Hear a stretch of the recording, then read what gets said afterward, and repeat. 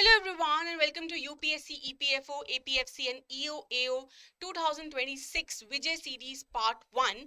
In this basically we are going to cover the accountancy in less than 10 hours. So what we are going to do is we are going to target the main concepts जो भी आपके previous year questions पूछे गए हैं उसके basis पे जो most important आपके concepts हैं उसको हम छेड़ेंगे, ठीक है, उसको हम टच करेंगे और बेसिकली स्क्रैच से शुरू करके आपके जो बेसिक कॉन्सेप्ट्स हैं उसको क्लियर करने की कोशिश करेंगे, ठीक है।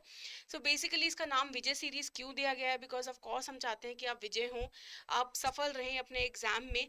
तो आपके लिए हम ये बहुत एक कॉम्प्रिहेंसिव सी सीरीज लेके आए हैं जिसका पार्ट 1 आज हम दे रहे हैं, ठीक है। सो आपने भी क्या करना है, आप कोशिश करिए कॉपी पेन आप बिल्कुल साथ में रखिए ताकि आप नोट्स बना सकें, साथ साथ आपको कोई डाउट आ रहा है तो आप उसको साथ साथ अभी लिख सकें और लास्ट में उसको कमेंट सेक्शन में भी शेयर करें, ठीक है। और ऑफ कोर्स अगर आपको हमारी सीरीज पसंद भी आ रही हो, अभी चल भी रही है ना, नरवीर सर ने स्टार्ट की थी, तो अगर आपको पसंद आ रही है तो ज़रूर हमारा जो चैनल है उसको सब्सक्राइब करें, वीडियो को लाइक करें और उसको कमेंट भी ज़रूर करें उसके ऊपर, सो दैट हमारा भी उत्साह बढ़े और हम सोचें कि है ना हमने बेस्ट करना है अपने स्टूडेंट्स के लिए, right. Now before I move forward, before I start, I would also like to tell you about the master course, the 48 hour trial, ठीक है। अब इस 48 आवर ट्रायल का बेसिकली मतलब क्या है, देखिए आपको मास्टर कोर्स लेना है लेकिन हम ये सोचते हैं कि क्या हमें ये लेना चाहिए या नहीं लेना चाहिए, राइट। सो उस मास्टर कोर्स का डेमो आपको एडुटैप प्रोवाइड करवा रहा है for how many days, for 2 days, basically 2 days के लिए आप बिल्कुल उस मास्टर कोर्स को वैसे ही ले पाएंगे, वैसे ही यूज कर पाएंगे जैसे एक बच्चा पूरा मास्टर कोर्स जब खरीदता है तो उसको असेस कर पाता है, ठीक है। सो ये 2 डे डेमो कोर्स है, इसमें आपको सब कुछ मिलेगा और कितने रुपीस का है, ओनली ₹1, सच ए नेग्लिजिबल अमाउंट, राइट। इसमें भी आपको सब कुछ कवर मिलेगा, आपके कंसेप्ट क्लासेस, आपके नोट्स, करंट अफेयर्स की magazines, even the previous year questions, ठीक है, चैप्टर वाइज मॉक टेस्ट और आपके करंट अफेयर्स के मॉक टेस्ट भी इसमें इंक्लूड रहेंगे, ठीक है। और ये आपका कोर्स का सारा कंटेंट है, देखिए जो भी आपका मास्टर कोर्स में इंक्लूड है वही यहाँ पे भी इंक्लूडेड है, तो आपको ऐसा कुछ नहीं है कि है ना कुछ आपको यहाँ पे दे रहे हैं और मास्टर कोर्स में आपको बहुत सारा अलग चीज़ देंगे, ऐसा नहीं है। 2 डेज के लिए आप बिल्कुल सेम जैसे एक बच्चे ने मास्टर कोर्स लिया हुआ है वैसे ही इसको असेस कर पाएंगे, राइट। सो ये ज़रूर लेना चाहिए आपको, एक ट्रायल है ना। अगर आपको चीज़ें पसंद आएंगी तो ऑफ कोर्स आप मास्टर कोर्स खरीद सकते हैं, rest is upon you, right. तो चलिए अपनी सीरीज की तरफ चलते हैं और स्टार्ट करते हैं with the basics of accounting, very very basic. Accounting basically होता क्या है, देखो अगर मैं बात करूँ ना पुराने ज़माने की, तो अकाउंटिंग क्या होता था, बही खाता कहते थे, बेसिकली अकाउंट्स बनाते थे, है ना, मुंशी लोग। तो क्या होता था उसमें, सिर्फ उनको ट्रांजैक्शन रिकॉर्ड करनी होती थी कि अच्छा इससे पैसा लेना है, इसको पैसा देना है, इतनी सेल हुई, इतनी परचेज हुई, राइट। तो क्या आज भी अकाउंटिंग यही है? अगर मैं बात करूं कि हाँ आज भी अकाउंटिंग तो है, तो यही कि रिकॉर्ड करना होता है हमने ट्रांजैक्शंस को, लेकिन लेकिन आज हम ना साथ साथ रिकॉर्डिंग के उसको एनालाइज भी करते हैं। एनालाइज का बेसिकली मतलब क्या है, हम रिपोर्ट्स बनाते हैं, डिसीजंस लेते हैं उसके बिहाफ पे कि ठीक है हमारे पास इतनी परचेजेस हुई हैं, इतनी मैंने सेल करी है, इतना मैंने रेवेन्यू अर्न किया, इतने मैंने एक्सपेंसेस किए और उसके बाद मेरा इतना प्रॉफिट निकल के आ रहा है। फिर मैं उसको कंपेयर भी कर सकती हूँ अपने पिछले साल के प्रॉफिट के साथ या लॉस के साथ कि क्या मेरा प्रॉफिट बढ़ भी रहा है और अगर बढ़ रहा है तो कितने परसेंटेज से बढ़ रहा है। तो जो बड़ी बड़ी कंपनीज हैं जैसे हमारी रिलायंस हो गई, है ना, हमारी टाटा कंपनी हो गई, तो उनको क्या करना पड़ता है, ये जो सारा एनालिसिस वो लोग करते हैं ना, जो अपना अकाउंट्स है वो पब्लिश भी करना पड़ता है, ताकि क्या, ताकि जो उनके इन्वेस्टर्स हैं, जो लोग उनके शेयर्स को खरीदते हैं, वो इन्वेस्टर्स उनमें इन्वेस्ट करें, उनमें भरोसा दिखाएं, राइट। सो बेसिकली ये जो अकाउंटिंग है आज सिर्फ रिकॉर्डिंग तक सीमित नहीं रह गई है, ये हमें डिसीजन लेने में, एनालाइज कराने में बहुत हेल्प करती है, राइट। तो स्टार्ट करते हैं with the very basic meaning of accounting, that is it can be a process, it can be defined as a process of what, identifying, measuring, recording and communicating the required information. तो मैं इसको ये 4 steps में भी बांट सकती हूँ कि सबसे पहले मुझे तो आइडेंटिफाई करना है। क्या आइडेंटिफाई करना है, बेसिकली कि ऐसी ट्रांजैक्शन जो फाइनेंशियल नेचर की है, राइट। कि फाइनेंशियल नेचर का मतलब है कि कोई मॉनेटरी, फॉर एग्जाम्पल आपने कंप्यूटर खरीदा, ठीक है, आपका एसेट है, आपने आज ये कंप्यूटर खरीदा, फॉर एग्जांपल आपने कितने का खरीदा, 50,000 का, तो मैं कह सकती हूँ कि आपने कंप्यूटर बाय किया कितने रुपए का, 50,000 रुपीज का।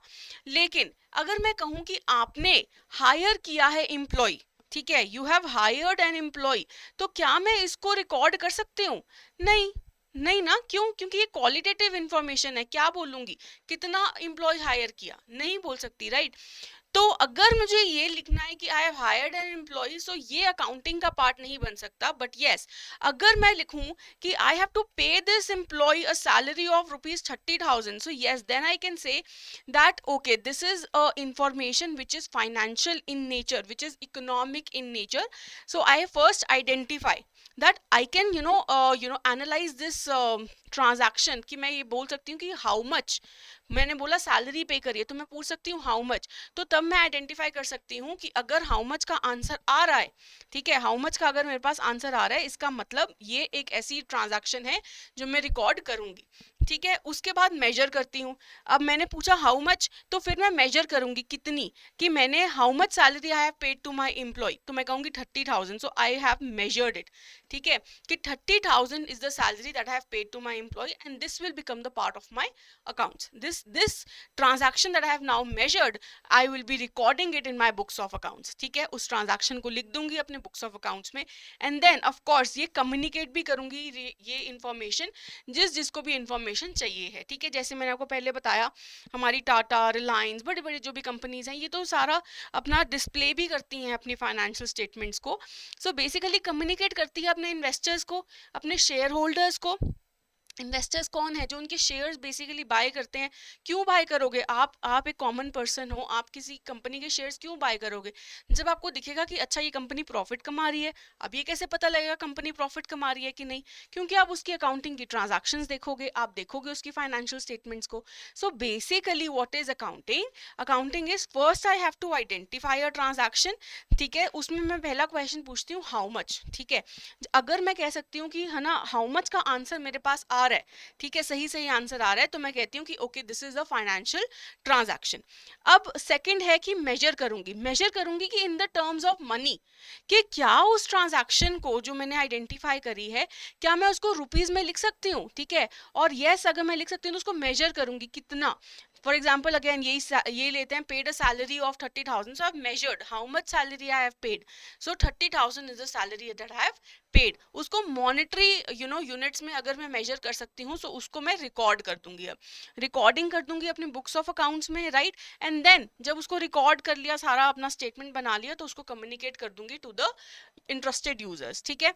Relating to the economic events, अब बेसिकली इकोनॉमिक इवेंट्स होते कौन से हैं? जो बेसिकली फाइनेंशियल नेचर के होते हैं, ठीक है। इसको हम डिटेल में अभी पढ़ते हैं कि इकोनॉमिक इवेंट्स क्या होते हैं, ठीक है। So relating to the economic events of an organisation कोई भी हो सकती है, चाहे वो एक नॉन प्रॉफिट ऑर्गेनाइजेशन भी हो, ठीक है, तब भी वो तो अकाउंट्स तो बनाएगी ना, चाहे वो कोई भी ऑर्गेनाइजेशन हो, चाहे वो एक प्रॉफिट मोटिव की हो, चाहे वो नॉट फॉर प्रॉफिट मोटिव की हो, ठीक है। To the interested users of such organisation, ठीक है। तो जो भी यूजर्स हैं, जो भी ऐसे यूजर्स हैं जो इनके लिए वो फाइनेंशियल जो स्टेटमेंट्स हैं, जो इंफॉर्मेशन है वो इम्पोर्टेंट है, उसके लिए हम ये अकाउंटिंग इंफॉर्मेशन प्रेजेंट करते हैं, ठीक है। अब ये चारों चीजें, ये जो चारों पॉइंट्स हम करे हैं हमने, इसको हम वन बाय वन डिटेल में भी पढ़ेंगे, ठीक है। सबसे पहले आप पढ़ते हैं इकोनॉमिक इवेंट्स, बिकॉज बेसिकली हम यही इवेंट्स की बात करें जो फाइनेंशियल है नेचर में, और उसी चीज को तो हमने आइडेंटिफाई करना है। सबसे पहले हम इकोनॉमिक इवेंट से स्टार्ट करते हैं। सो इकोनॉमिक इवेंट्स ऐसे इवेंट्स होते हैं बिजनेस ऑर्गेनाइजेशन में जो मेजरेबल हैं इन टर्म्स ऑफ मनी, ठीक है, जिसको मैं कहूंगी कि वो फाइनेंशियल है इन नेचर। फाइनेंशियल मतलब जिसको मैं कह सकती हूँ कि वो रुपीज में आ रहे हैं कि नहीं आ रहे हैं। फॉर एग्जाम्पल मैं सेम लेती हूँ कि I have hired an employ, I have hired a manager, but can I record that? No. But if I am paying in advance, if I'm paying advance of rupees 1,000, then I can say yes, it is measurable in terms of money. So hence this is the transaction that can be recorded, paying in advance to the manager 1,000 rupees, right? So this is basically an economic event that is happening in the business organization, and that can be measured in terms of money. Okay, now there are two types. Okay, one is the internal economic event and one is the external economic event. So internal का basic मतलब क्या है? Within the organization. So ऐसे economic events जो financial तो है nature में, लेकिन it are happening internally within the organization only in the internal wings of an enterprise. इसका मतलब समझते हैं. Let us suppose आपके पास ना एक वेयर हाउस है जहाँ पे आप अपने सारे गुड्स रखते हैं, सारी इन्वेंट्री मेंटेन करते हैं, और आपके पास एक मैन्युफैक्चरिंग डिपार्टमेंट है. ठीक है. अब जो ये आपका वेयर हाउस है, जो आपका ये स्टोर है ना, ये क्या कर रहा है, ये सप्लाई कर रहा है goods to the manufacturing department. ठीक है. तो क्या कर रहा है, ये इंटर ऑर्गेनाइजेशन है, विद इन दी ऑर्गेनाइजेशन एक ट्रांजैक्शन हो रही है. तो स्टोर क्या करता है ना कि वो कहता है कि अच्छा इतने रुपीस का ये सामान है और ये मैं आपको ट्रांसफर कर रहा हूँ. ठीक है. सो सप्लाई कर रहा हूँ. क्यों? क्योंकि मैन्युफैक्चरिंग डिपार्टमेंट में वो रॉ मटेरियल जो है शायद वो प्रोडक्शन में कन्वर्ट होगा, है ना, प्रोड्यूस होगा और फिनिश गुड्स में कन्वर्ट होगा. सो हेंस ये क्या है, ये इंटरनली हो रहा है, एक ही ऑर्गेनाइजेशन के बीच में हो रहा है ना. वेयर हाउस भी इसी ऑर्गेनाइजेशन का है, मैन्युफैक्चरिंग डिपार्टमेंट भी इसी ऑर्गेनाइजेशन का है, और जो बीच में ट्रांसफर हो रही है गुड्स की वो भी एक ही ऑर्गेनाइजेशन के विद इन हो रही है. देन सेकेंड पॉइंट देखिए, payment of wages to the employees. देखो ये बड़ा इंपॉर्टेंट है. हम एम्प्लॉयज को बाहर ला नहीं समझते. अगर एम्प्लॉयज हैं, मेरा एम्प्लॉय है, मेरी ऑर्गेनाइजेशन का एम्प्लॉय है, सो वो इंटरनल बंदा है. ठीक है. वो that is a internal person. So अगर मैं उसको कोई भी वेजेस दे रही हूँ, सैलरी दे रही हूँ, so that is also one of the internal economic event. Okay, इसको भी ध्यान में रखेंगे. एम्प्लॉयज बाहर के नहीं होते हैं, वो इंटरनल होते हैं. सिमिलरली एक्सटर्नल इकोनॉमिक इवेंट्स कौन से होते हैं, जो और आउटसाइडर्स के साथ रहते हैं. जो भी हमारी ट्रांजैक्शंस हैं वो आउटसाइडर के साथ रहती हैं, which are not within the organisation. इसका भी एग्जांपल्स देखते हैं. पहला है sale of Reebok shoes to the customers. किसको सेल कर रहे हैं हम? कस्टमर्स. कस्टमर्स क्या हमारे इंटरनल हैं? नहीं, एक्सटर्नल पीपल हैं. तो अगर उनके साथ कुछ भी हमारी ऑर्गेनाइजेशन किसको दे रही है? कस्टमर को दे रही है. तो हमारी ऑर्गेनाइजेशन किसके साथ ट्रांजैक्शन कर रही है? आउटसाइडर के साथ. So hence this is a external economic event. And can I say is this an economic event और not? Yes, this is a financial, because मैं कह सकती हूँ ना how much sale you have done. So rupees 30,000, 40,000, whatever it is, right? Then rendering services to the customers by Videocon. Again, this is to the customers. So hence customers are outsiders. Purchase of material from suppliers. Again, suppliers क्या internal होते हैं? नहीं, बहुत सारे vendors हो सकते हैं, suppliers हो सकते हैं मेरे, तो वो सब outsiders हैं, right? So purchase of material from suppliers ये भी एक transaction है जो external है. ठीक है. Payment made to suppliers. Again, that is also an external economic event. And then payment of monthly rent to the landlord. Landlord क्या हमारा है? नहीं, बाहर का है ना, बाहर की मतलब कोई बाहर का बंदा है. सो ऑर्गेनाइजेशन किसी और के साथ ट्रांजैक्शन करी जो एक आउटसाइडर है. सो ये क्या है? ये एक्सटर्नल इकोनॉमिक इवेंट्स है. आई होप अगर क्वेश्चन आ जाए, फॉर एग्जाम्पल क्वेश्चन आ जाए कि आपने आइडेंटिफाई करना है इज दिस एन इंटरनल और एक्सटर्नल इवेंट, तो आप बिल्कुल इसको अच्छे से कर पाएंगे, राइट? चलिए मूव अहेड करते हैं with the next term, that is your identifying, measuring, recording and communicating. ये फर्स्ट पॉइंट को देखते हैं. सबसे पहले देखते हैं आइडेंटिफाई. कैसे आइडेंटिफाई करोगे? तो मैंने आपको बड़ा सिंपल सा बताया है कैसे आइडेंटिफाई करते हैं. अगर मैं क्वेश्चन का आंसर कर पा रही हूँ ना हाउ मच, तो इसका मतलब मैं आइडेंटिफाई कर सकती हूँ कि ये वाली जो ट्रांजैक्शन है ये रिकॉर्ड होने के लायक है. ठीक है. So basically to determine that what transactions to be recorded, to identify the events. कौन से events? The economic events which are to be recorded. And what are the economic events which are financial in nature, which can be termed in the monetary language, right? So देखते हैं कि कौन सी ऐसी transactions हैं जो आप identify कर सकते हो. देखो, will change in the managerial policies of the company be recorded.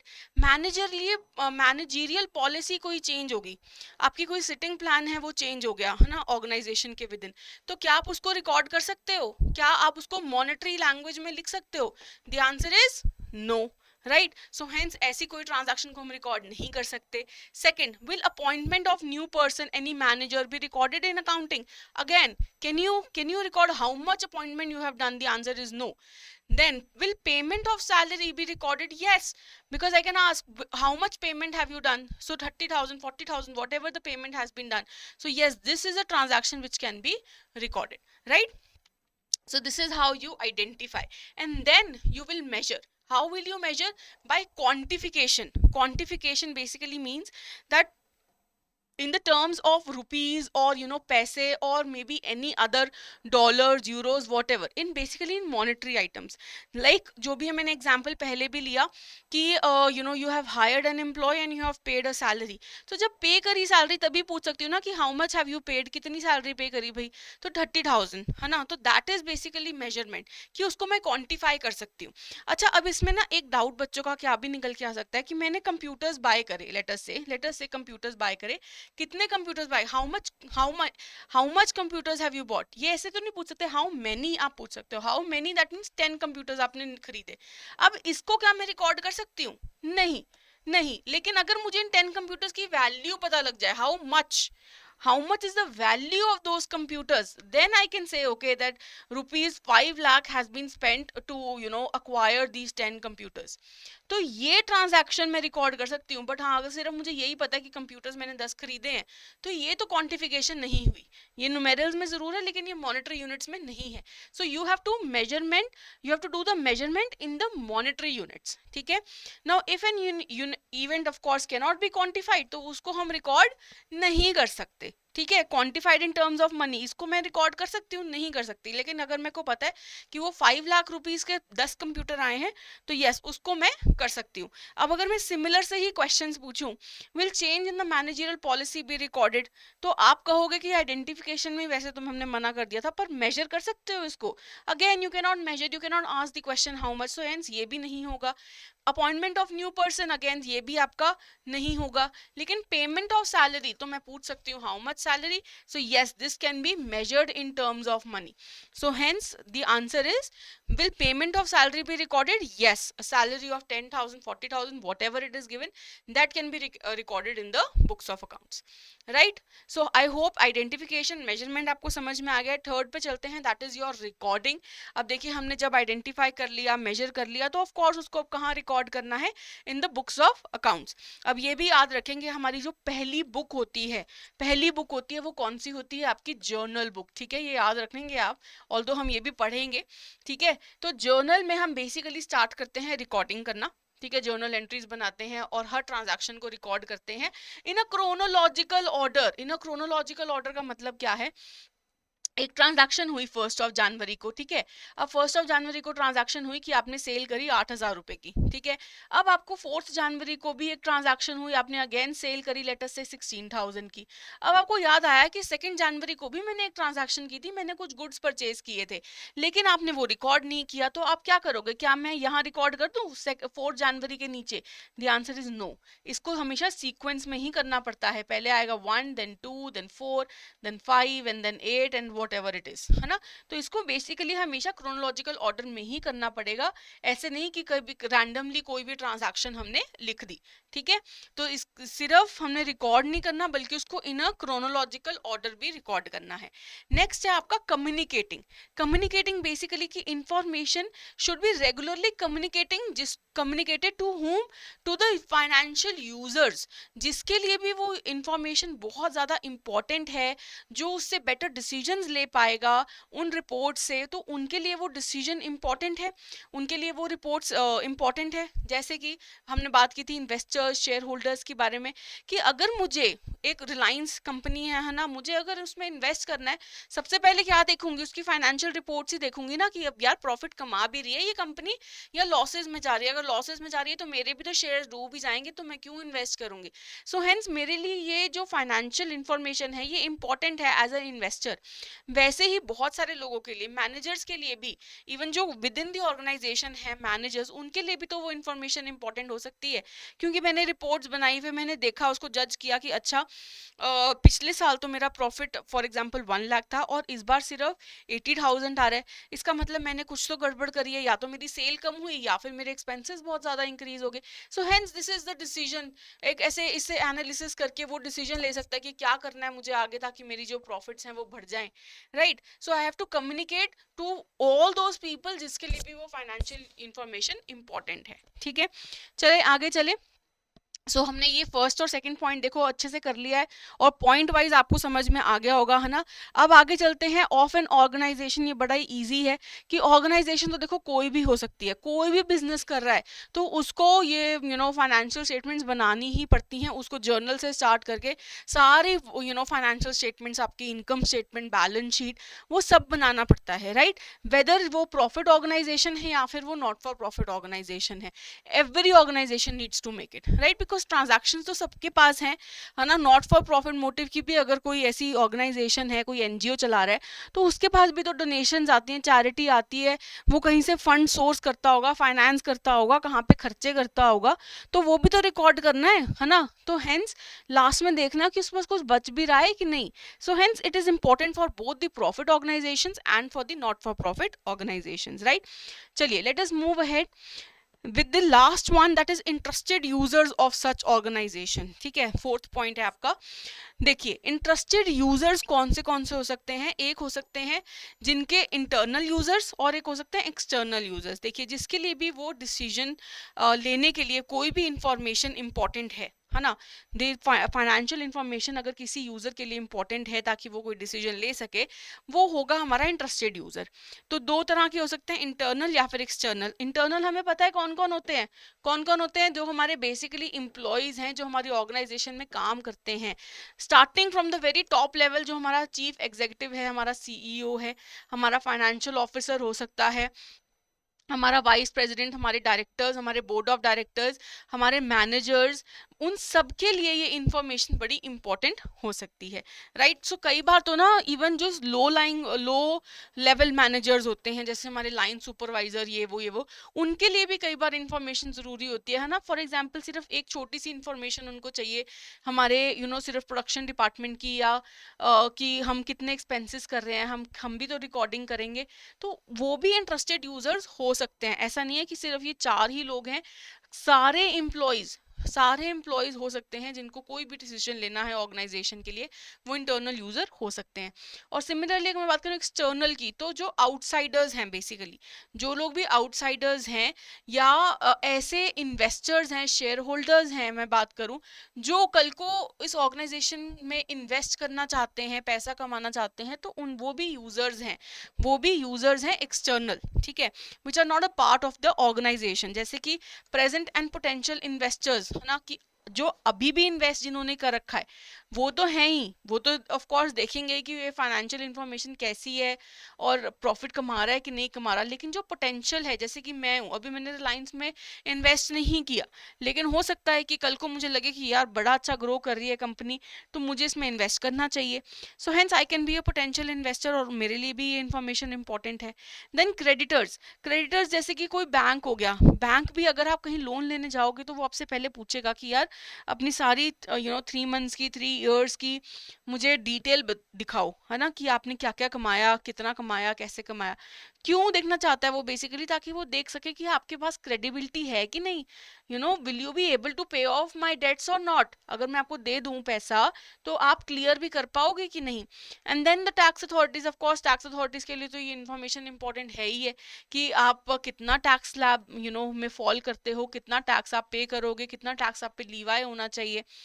Then labour unions, trade associations, basically ये ऐसे लोग हैं जो लेबर्स के लिए काम करते हैं, उनके वेलफेयर के लिए काम करते हैं, तो वो भी ये फाइनेंशियल इंफॉर्मेशन बेसिकली देखते हैं कि कंपनी के पास पैसा सच में है भी या नहीं है। अगर फॉर एग्जांपल बहुत पैसा है लेकिन वो लेबर को पैसा नहीं दे रही है, तो ऑफ कोर्स लेबर यूनियन उस पर एक्शन ले सकती है ना। तो वो कब लेगी, जब वो फाइनेंशियल इंफॉर्मेशन उसके पास रहेगी।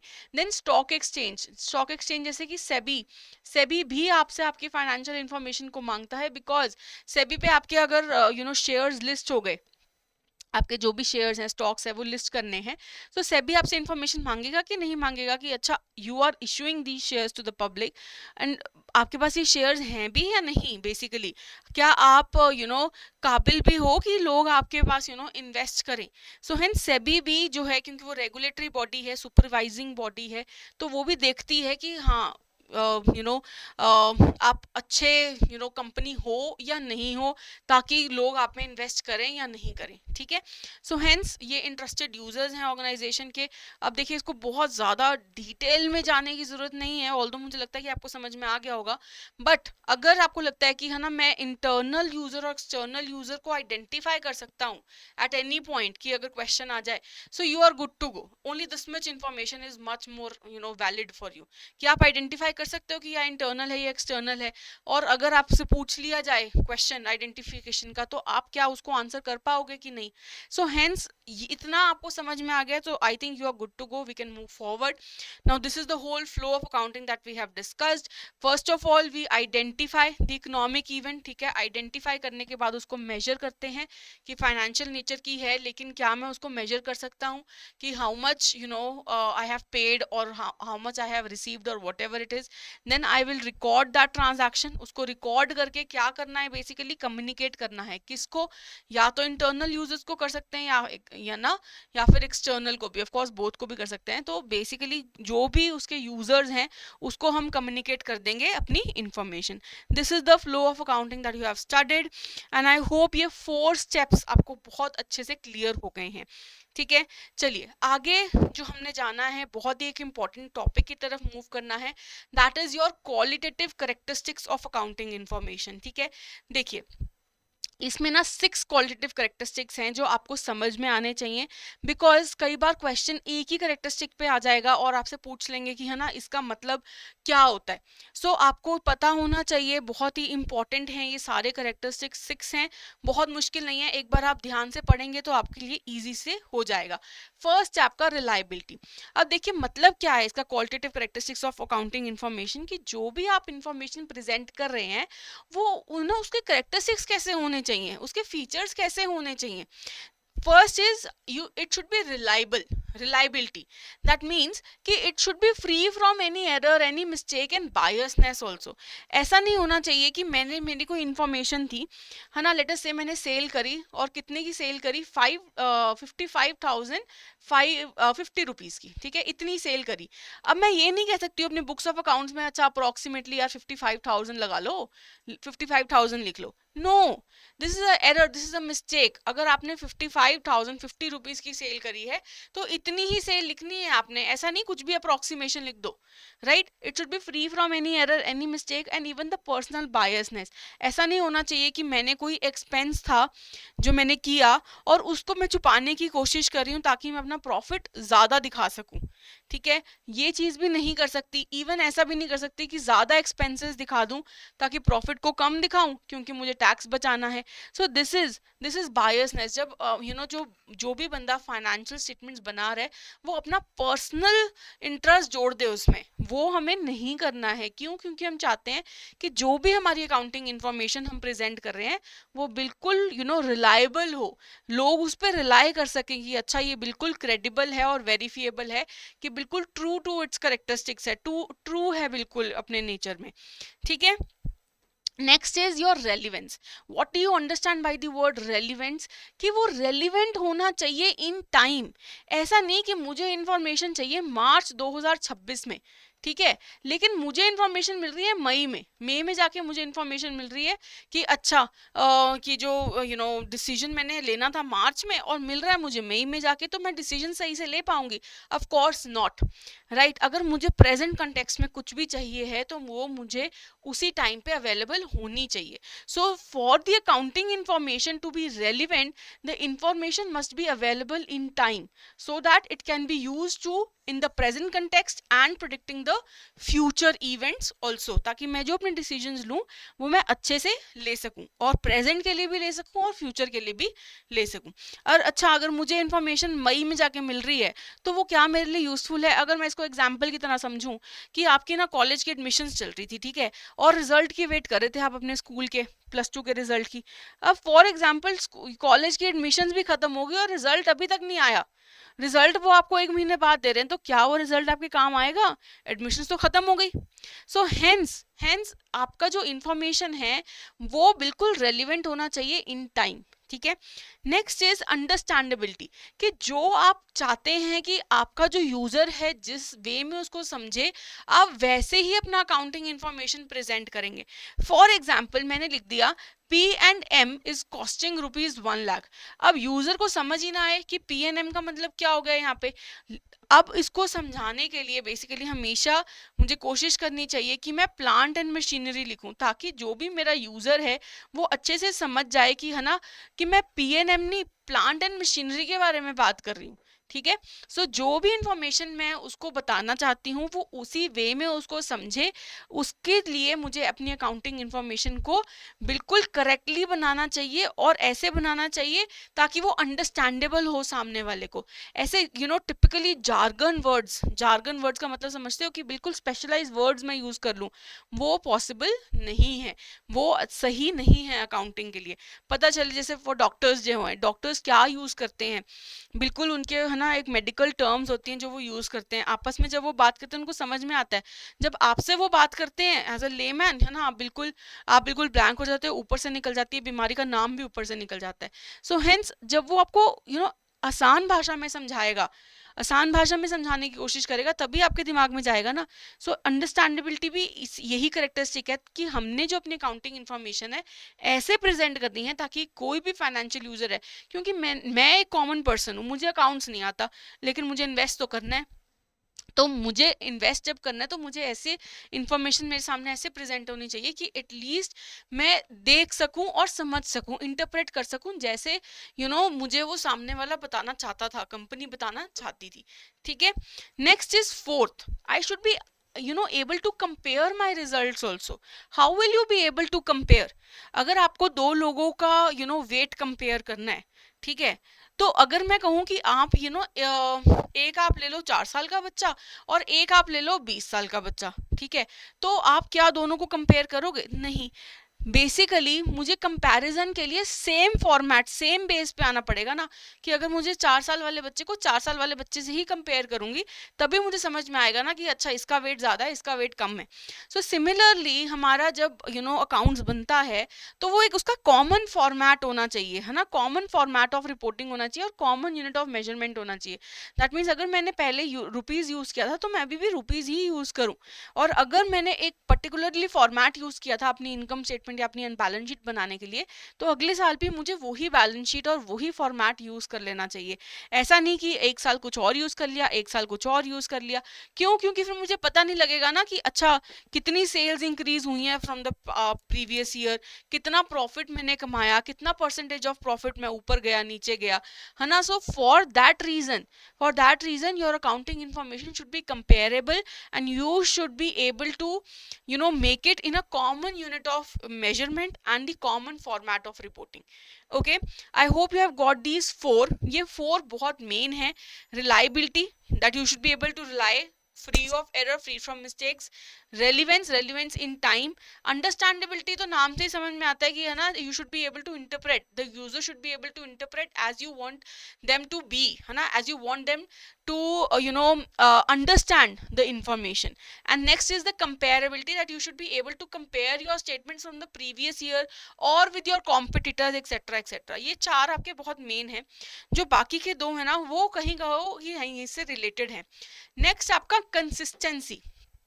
कंसिस्टेंसी कहता है कि you should be using the same method every year. For example अभी शायद आपको पता है, नहीं पता है, कि डेप्रिसिएशन निकालने के ना बहुत सारे मेथड्स होते हैं।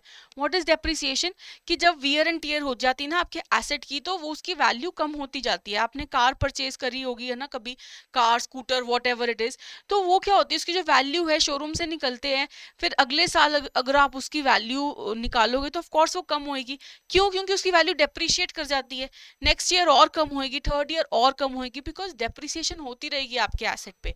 सो हेंस ये डेप्रिसिएशन कितनी होगी उसके निकालने के ना बहुत सारे मेथड होते हैं, एटलीस्ट 3 मेथड्स तो हैं जो हमने पढ़ने भी हैं आगे।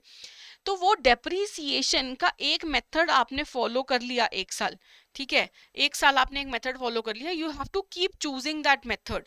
ठीक है, फॉर एग्जांपल 3 मेथड्स हैं, तीन मेथड्स हैं, 1, 2 एंड 3। अगर आपने फर्स्ट मेथड को चूज कर लिया तो ऐसा नहीं कि नेक्स्ट ईयर कहूंगी कि नहीं यार नेक्स्ट ईयर मैं सेकंड मेथड पे ही मूव करती हूँ, थर्ड ईयर में कहूंगी कि नहीं थर्ड मेथड पे ही मूव करती हूँ, और फोर्थ ईयर कहूंगी नहीं यार सेकंड मेथड ज्यादा बेटर था वो उस पर चली जाती हूँ। नहीं, you have to stay consistent. आपने फर्स्ट मेथड अगर चूज कर लिया है तो then you have to keep choosing that method one for an number of years. और अगर एट एनी पॉइंट ऐसा लगता है कि अब ये फर्स्ट मेथड जो है मैं नहीं मतलब नहीं यूज करना चाहती और मैं नेक्स्ट पे मूव करना चाहती हूँ, कोई और मेथड यूज करना चाहती हूँ, तो आपको डिस्क्लोज करना पड़ेगा नीचे कि why have you change the method. ऐसा नहीं है कि आपका पर्सनल बायस हो सकता है, ठीक है। तो देखो कंसिस्टेंसी जो है पहले तो इसके साथ लिंक्ड है आपका कंपेरेबिलिटी के साथ। क्यों? क्योंकि आप कंसिस्टेंट रहोगे तभी तो आप एक कॉमन फॉर्मेट पे आ पाओगे। ऐसा होगा ना कि कॉमन चीजें आप डाल रहे हो एक साल भी और दूसरे साल भी कॉमन फॉर्मेट और कॉमन मेथड यूज कर रहे हो, तो तभी तो आप कंपेयर कर पाओगे। एक बार कोई और मेथड यूज कर लिया, एक बार कोई और मेथड यूज कर लिया, तो ऑफ कोर्स रिजल्ट्स में डिफरेंस आएगा। सो देखो ये भी एक तो आपका कंपेरेबिलिटी और आपका कंसिस्टेंसी दोनों लिंक हो गया। और मैं बात करूं कि कंसिस्टेंसी और रिलायबिलिटी भी एक तरह से कंपेयर होगा। क्यों? क्योंकि अगर आप कंसिस्टेंट रहते हो तो आप हम रिलाई भी कर सकते हैं उस इंफॉर्मेशन पे, क्योंकि आप पर्सनल बायस नहीं यूज कर रहे हो कि है ना आप अच्छा इस बार एक्सपेंस को थोड़ा कम दिखाने के लिए मैं सेकेंड मेथड यूज कर लेता हूँ। I can not do that, है ना, पर्सनल बायस नहीं डाल सकता। Next is verifiability. जो ये वेरीफिएबिलिटी है ये भी कहीं ना कहीं आपका रिलायबिलिटी से लिंक्ड है। देखो क्या होता है वेरीफिएबिलिटी, कि जब एक एक्सटर्नल ऑडिटर आए फॉर एग्जांपल आपकी कंपनी में और वो देखे कि अच्छा आपने ये फाइनेंशियल स्टेटमेंट्स बनाई हैं, तो हमें ये देखना है कि जब वो दोबारा वो फाइनेंशियल स्टेटमेंट्स बनाए तो he should be able to produce the same results. ऐसा नहीं होना चाहिए कि वो कुछ और रिजल्ट निकाल के लेके आ रहा है और आपने कुछ और किया है, राइट। सो ये भी एक वेरीफिएबिलिटी है। और अगर ऐसा होता है कि वो सेम रिजल्ट निकाल रहा है तो ऑफ कोर्स आप रिलाई भी कर सकते हो अपनी इंफॉर्मेशन पे, ठीक है। और दूसरा ना वेरीफिएबिलिटी का एक और एस्पेक्ट होता है कि आप वेरीफाई कराने के लिए ना एविडेंस के साथ हमेशा अपनी ट्रांजैक्शंस को लिखते हैं, अपने करते हैं कि आप हमेशा एविडेंस लिखोगे। Your every transaction should be backed by your evidence. जैसे परचेजेस करी तो उसके साथ आपके पास एक रिसीट होनी चाहिए कि अच्छा you have made this purchases, और ये आपका एविडेंस भी है कि अच्छा ये रिसीट है आपके पास कि अच्छा आपने सच में परचेजेस करी थी। सो वेरीफिएबिलिटी का एक और साइड है जहां पे you should be able to verify the results also through the evidences, ठीक है। So with this your 6 characteristics which are very very important are now over. आपको समझ में आ गए होंगे चार, ये reliability, relevance, understandability and comparability, and the next is consistency and verifiability. Now moving on, ठीक है, मूविंग ऑन हम देखते हैं कि हमने बेसिक कुछ टर्म्स करनी है इन अकाउंटिंग, ठीक है। The first one is your assets, ठीक है। So what are your assets? देखिए जो भी एक कंपनी है ना, एक बिजनेस है, वो कुछ चीजें हैं जो परचेज करती है ताकि वो फ्यूचर में उसका बेनिफिट ले सके। जैसे कि आपने एक बिजनेस शुरू किया, उसके लिए आपने एक लैंड ली, एक बिल्डिंग ली ताकि आप वहां पे बैठ के काम कर सको, कुछ प्रोडक्शन कर सको, राइट। सो वो जो लैंड है, वो बिल्डिंग है, वो क्या है, वो आपके लिए एक रिसोर्स की तरह काम करेगा जो आपको हेल्प करेगा प्रोडक्शन करने में, और फिर फर्दर आप रेवेन्यू जनरेट कर सकते हो। So basically any asset, any resource that you have bought so that you can earn future benefits out of it, that is known as your asset, ठीक है। So basically it is a resource with economic value, of course it will have some value, your land, any building, any machinery that you have bought, उस सबकी एक economic value है, monetary value है। That an individual, ठीक है, कोई भी individual जैसे कि मैं और आप, कोई कॉर्पोरेशन जैसे कि कोई कोई कंपनी हो गई, ठीक है, कोई बिजनेस हो गया, या फिर कोई कंट्री जैसे कि हमारा इंडिया, ठीक है, इंडिया के पास कितना गोल्ड है, सब कुछ है, क्या वो भी एक एसेट है? यस, बिल्कुल एक एसेट है। द कंट्री ओन्स और controls with the expectation, with what, with the expectation that it will provide a future benefit, कि कल को वो आपको कुछ फ्यूचर बेनिफिट जरूर प्रोवाइड कराएगा, ठीक है। So these are your assets. इसको एसेट्स को और बेसिकली समझने के लिए आप अपना एग्जांपल ले सकते हैं कि अगर आपके पास, मैं अभी पूछूं कि आपके पास अभी क्या क्या चीजें हैं जिसकी कुछ मॉनेटरी वैल्यू है, जिसकी वैल्यू है, बेसिकली इकोनॉमिक वैल्यू है जिसकी, तो जैसे कि आप कह सकते हो कि मेरे पास कैश है, क्या कैश आपको फ्यूचर में हेल्प कर सकता है? बिल्कुल कर सकता है, तो वो भी आपका एक एसेट है, राइट। कुछ खरीद परचेज सकते हो आप उस चीज से। देन मोबाइल फोन, क्या मोबाइल फोन भी आपका एक एसेट है? बिल्कुल, वो भी तो आपको हेल्प करता है। फॉर अगर आप कोई बिजनेस कर रहे हो होते हैं तो आपको बिजनेस में हेल्प कर लेता है वो, है ना। सो मोबाइल फोन आपका cash, even if mobile phone की बात करूं तो उसकी भी कोई इकोनॉमिक वैल्यू तो है, कल को बेच के तो पैसा आप ले सकते हो उसका भी। देन योर लैपटॉप, ठीक है, योर बाईसाइकिल, योर कार, ये सब क्या है, ये सब आपके इंडिविजुअल एसेट्स हैं, ठीक है। वैसे ही सिमिलर लाइंस पे हमारे जो बिजनेस होते हैं ना, उनके भी कुछ एसेट्स होते हैं, जैसे कि उसके पास कैश हो सकता है, ठीक है, कुछ फर्नीचर परचेज किया उसने, कोई लेटर सपोज कोई, है ना, रेस्टोरेंट है, फर्नीचर उसके लिए एसेट है कि नहीं। फर्नीचर वो जितना अच्छा बनाएगा, जितना अच्छा एम्बियंस देगा, उतने लोग आएंगे, राइट। तो वो भी उसकी इकोनॉमिक वैल्यू भी है, और दूसरा उसको फ्यूचर बेनिफिट भी देगा, तो yes that is also an asset. Any plant and machinery which is helpful in producing the goods and then later helping us generate revenue, any vehicles, any car, truck, ठीक है, कोई भी building, ठीक है, land, building, कुछ भी लिया जो आप काम जिस पे आप करेंगे। Then your stock, stock basically means your inventory, ठीक है, जो भी आपकी इन्वेंट्री वेयर हाउस में आपके जो गुड्स पड़े होते हैं, ठीक है, जो आपने कुछ बनाए या फिर आपने कहीं से खरीदे और आपने आगे बेचने हैं, लेकिन अभी बेचे नहीं है, लेकिन आपकी इन्वेंट्री में पड़े हैं। सो क्या वो आपको हेल्प करेंगे कल को अर्न करने में, revenue? Of course, yes. So that goods that you keep in your business, that are held in your warehouse, that is also one of your asset, ठीक है। Then your equipments, कोई tool है छोटा सा, वो भी आपको क्योंकि बेनिफिट देगा, तो hence वो भी आपका asset है, ठीक है। कंप्यूटर, जैसे लैपटॉप, पीसी, कंप्यूटर, आप सॉफ्टवेयर इंजीनियर है तो आपके लिए तो कंप्यूटर एक बहुत ही बड़ा एसेट है ना। So these are the examples of assets.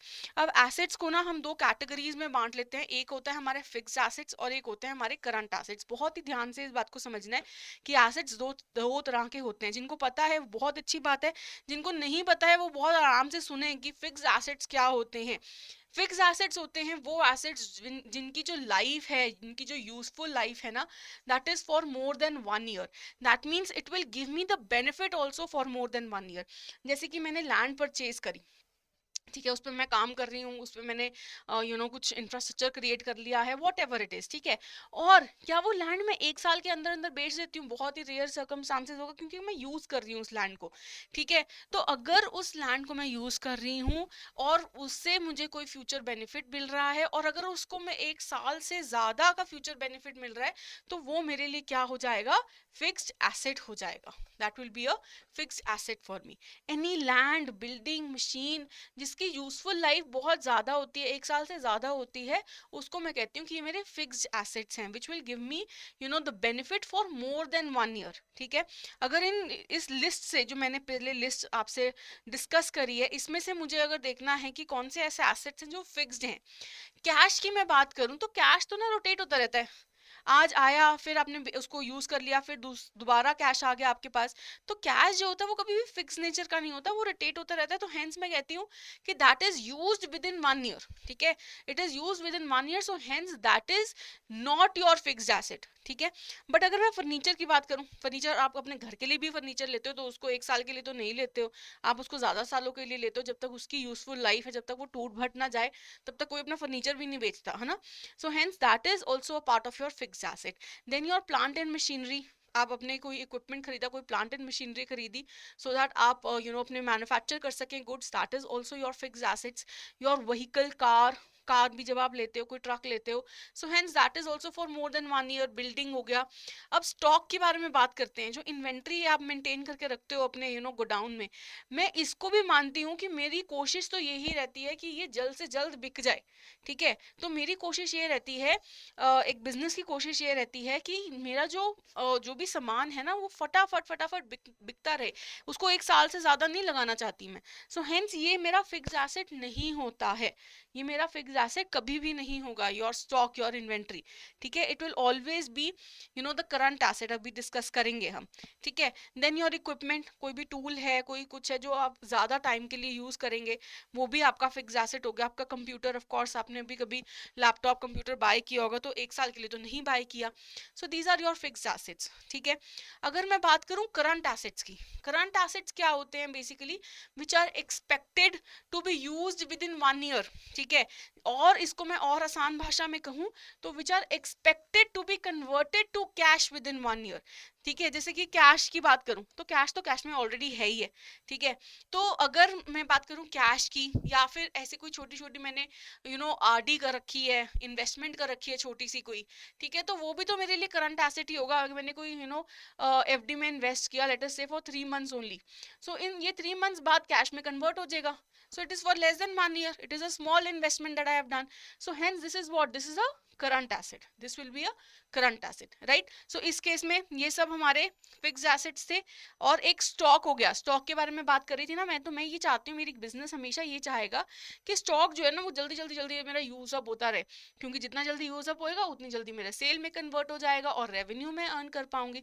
So hence जो ये स्टॉक है ना, इसको मैं चाहती हूँ कि ये फटाफट सेल में कन्वर्ट हो, और जिसको हम कहते हैं कि सेल में कन्वर्ट होगा तो ऑफ कोर्स ये कैश में भी कन्वर्ट हो ही जाएगा, पैसा तो आ ही जाएगा ना उसके कंसिडरेशन में। So hence these are the examples of current assets, ठीक है, current assets which can be either sold in 1 year और it can be converted to cash within 1 year, ठीक है जी। I hope this is also very much clear. तो अगर मैं बात करूं, जैसे कि मैंने एफडी के बारे में बात करी, मैंने 3 मंथ्स के लिए ली थी, बड़ी ही स्मॉल टाइम के लिए ली थी, और क्या मैं इसको सोच सकती हूँ कि ये कन्वर्ट हो जाएगी in cash within 1 year? Hence yes. अगर मैं बात करूँ कि मैंने एफडी ली है लेकिन फॉर 14 मंथ्स ली है, so in that case it will be converted to cash after 1 year. so hence ये क्या हो जाएगा, ये मेरा फिक्स एसेट में चला जाएगा, ये मेरी लार्ज इन्वेस्टमेंट्स में चला जाएगा, ठीक है। सो ये आपने ध्यान में रखना है। If it is less than 1 year so current asset, more than 1 year so it will be a fixed asset, right.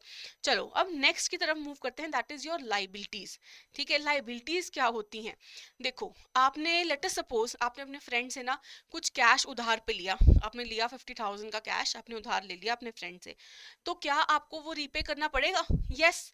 तो क्या है वो, आपके आपके शोल्डर्स पे एक ऑब्लिगेशन है, that you owe someone, you know this is due, ये आपकी ऑब्लिगेशन है, that you owe your friend ₹50,000, right. So liabilities are what, liabilities are obligations, और these are your debts that an enterprise must pay at some time in future, उनको pay करना पड़ेगा कुछ समय बाद। सो ये बेसिकली बताता है कि ठीक है, मैंने फॉर एग्जांपल ना मैंने एक एसेट बाय करा, आप ऐसे समझ लो इसको, एसेट बाय करा और 50,000, ठीक है, 50,000 की मैंने कुछ भी बाय कर लिया ना, कंप्यूटर बाय कर लिया लेट अस सपोज।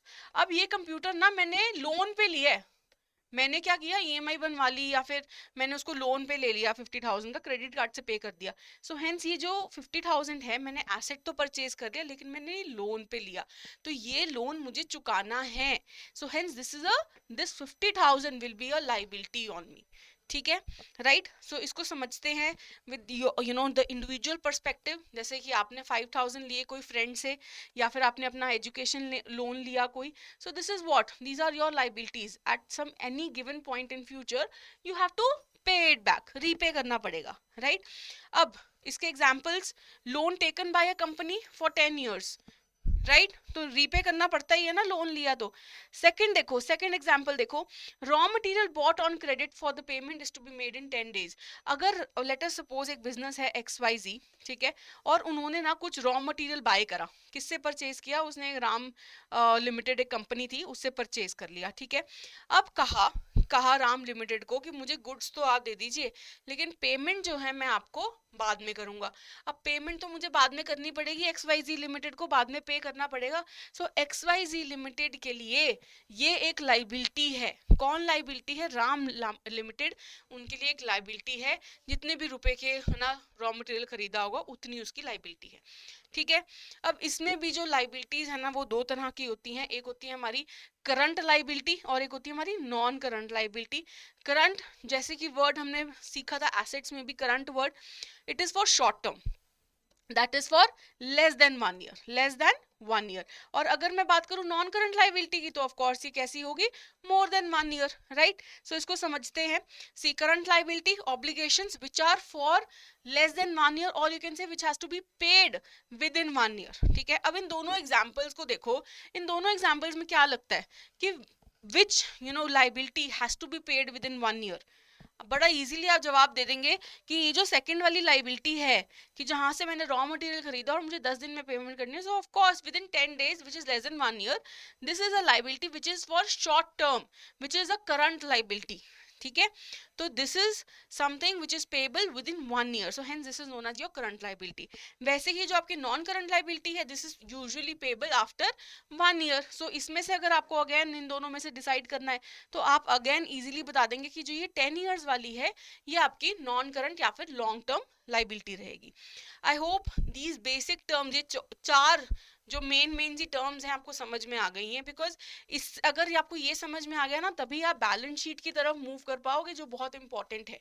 ठीक है, तो ये चार टर्म समझ में आ गई. चलो आगे चलते हैं with the next term which is also one of your part of your balance sheet, that is your capital. ठीक है, कैपिटल क्या होता है? It is the amount which is invested by the owner. Late us से रिलायंस की बात करते हैं. ठीक है, रिलायंस की बात करते हैं. इसका ओनर कौन है पता है सबको? अंबानी जी इनके ओनर है. तो अंबानी जी ने अगर कुछ पैसा इन्वेस्ट किया बिजनेस में, चाहे वो कैश के रूप में किया या फिर उन्होंने अपनी कोई बिल्डिंग थी उनके पास, अपनी पर्सनल बिल्डिंग थी जो उन्होंने अपने कंपनी को दे दी. ठीक है, कंपनी के नाम पे रजिस्टर करा दी. और नेक्स्ट कोई उसने कार कार भी उसने अपनी पर्सनल थी, उन्होंने अपनी कंपनी के साथ उसको जोड़ दिया. So this is the amount. It can be in cash, it can be in kind. ठीक है, तो anything which is invested by the owner, Ambani ji ने कुछ भी इन्वेस्ट किया in Reliance, that is known as the capital. That is known as the capital. It may be brought in the form of cash or in the form of assets. ठीक है, आई hope this is also very much clear. बहुत ही easy सी चीज है. Capital क्या होता है? Amount invested by the owner. Right, next move करते हैं सेल्स की तरफ. सेल्स क्या होता है? बेसिकली आप कुछ प्रोडक्शन कर रहे हैं, प्रोडक्शन करने के बाद आप उनको बेचोगे. फॉर एग्जाम्पल आप कुछ मैन्युफैक्चर करते हैं शर्ट्स, ठीक है, और आपका बिजनेस है टू सेल इट. अब आप सेल करोगे शर्ट्स, तो जब आप सेल करोगे तो कुछ ऐसे कस्टमर होंगे जो कहेंगे कि ठीक है यार, आप अभी मैंने बाय करा आपसे और अभी के अभी आप हमसे कैश ले लो. तो इसमें इसको हम कहते हैं कैश सेल्स. ठीक है, लेकिन कुछ कस्टमर्स ऐसे भी आएंगे आपके पास जो कहेंगे अभी तो पैसा नहीं है भाई साहब, आप क्रेडिट पे कर दीजिए, है ना. तो इसका मतलब क्या है कि अभी सिर्फ वो गुड्स लेके जाएंगे लेकिन पैसे आपको बाद में देंगे. So there are two types, one is cash sales and one is your credit sales. ठीक है, सेल्स को हम रेवेन्यूज भी कहते हैं. Revenue, so basically what is revenue? That whatever is the total money that you have received from the customers. For example आपने ₹100 की एक चॉकलेट बाय करी डेयरी मिल्क सिल्क. ठीक है, सो ये जो पूरा ₹100 है ना, जो आप अपने ग्रोसरी स्टोर में दे के आते हो, ये पूरा ₹100 उस ग्रोसरी ओनर के लिए रेवेन्यू है. ठीक है, इसमें ऑफ कोर्स उसके कुछ एक्सपेंसेस भी जुड़े हैं. हो सकता है उसने ₹80 में खरीदी हो और ₹100 में उसने आपको बेच दी, तो ₹100 उसका रेवेन्यू आया. अभी सिर्फ हम इतना देख रहे हैं कि कस्टमर ने कितना पे किया, दैट इज योर रेवेन्यू. ठीक है, so I hope this is also very much clear. बहुत ही ईजी है. आगे मूव करते हैं with the next two basic terms, बहुत important. That is first is creditors. ठीक है, अब आपने सेल्स पढ़ा है ना, सेल्स आपने पढ़ लिया. अब आपके इसके साथ साथ आपको परचेजेस भी पता होनी चाहिए. तो पहले मैं आपको थोड़ा सा जिस दे देती हूँ परचेजेस के बारे में. परचेजेस का मतलब हो गया कि है ना, आपने कुछ रॉ मटेरियल है अपने सप्लायर से बाय किया. ठीक है, अब हो सकता है कि आपने या तो कैश परचेजेस करी, इस केस में भी कि कैश साथ के साथ दे दिया, या फिर दूसरा हो सकता है कि आपने क्रेडिट पे परचेजेस करी. अब जब आप क्रेडिट पे परचेजेस करते हो ना, इसका मतलब है गुड्स तो आप ले आए पर पेमेंट अभी नहीं करी. जब पेमेंट आपने नहीं करी तो इसका मतलब है ये आपके सर पे एक लाइबिलिटी हो गई, ऑब्लिगेशन हो गई. तो इसको हम कहते हैं क्रेडिटर्स. अब इसको समझते हैं with the help of this image. ठीक है, लेट अस से एक पर्सन है राम. ठीक है, एक ये स्मॉल सा शॉपकीपर है और ये है मिस्टर सिद्धू. ठीक है, अब राम ने ना कुछ गुड्स बाय करे, राम ने कुछ गुड्स बाय करे फ्रॉम सिद्धू. ठीक है, और कहा कि पेमेंट में जो है वो आपको बाद में दे दूंगा. अब राम ने पेमेंट बाद में देनी है, he has to repay him later. So this Mr. Sidhu will become a creditor to whom? To Mr. Ram.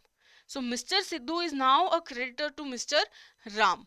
Right, तो क्रेडिटर का बेसिक मतलब क्या होता है? ये मेरी एक लाइबिलिटी बन गई है. Creditor is a liability. तो जब हम क्रेडिटर पढ़ते हैं तो ये जो हमारी बैलेंस शीट बनेगी ना, बैलेंस शीट में लाइबिलिटी आपका मेन हेड होता है, उसके नीचे आप लिखते हैं क्रेडिटर आपके कितने हैं. तो क्रेडिटर इज अ सब हेड ऑफ योर लाइबिलिटी.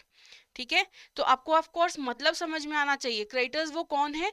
जिनको हमने पैसे देने हैं, जिनको हमारी कंपनी ने पैसे देने हैं. That means my company owes to someone else, so that someone else is your creditor.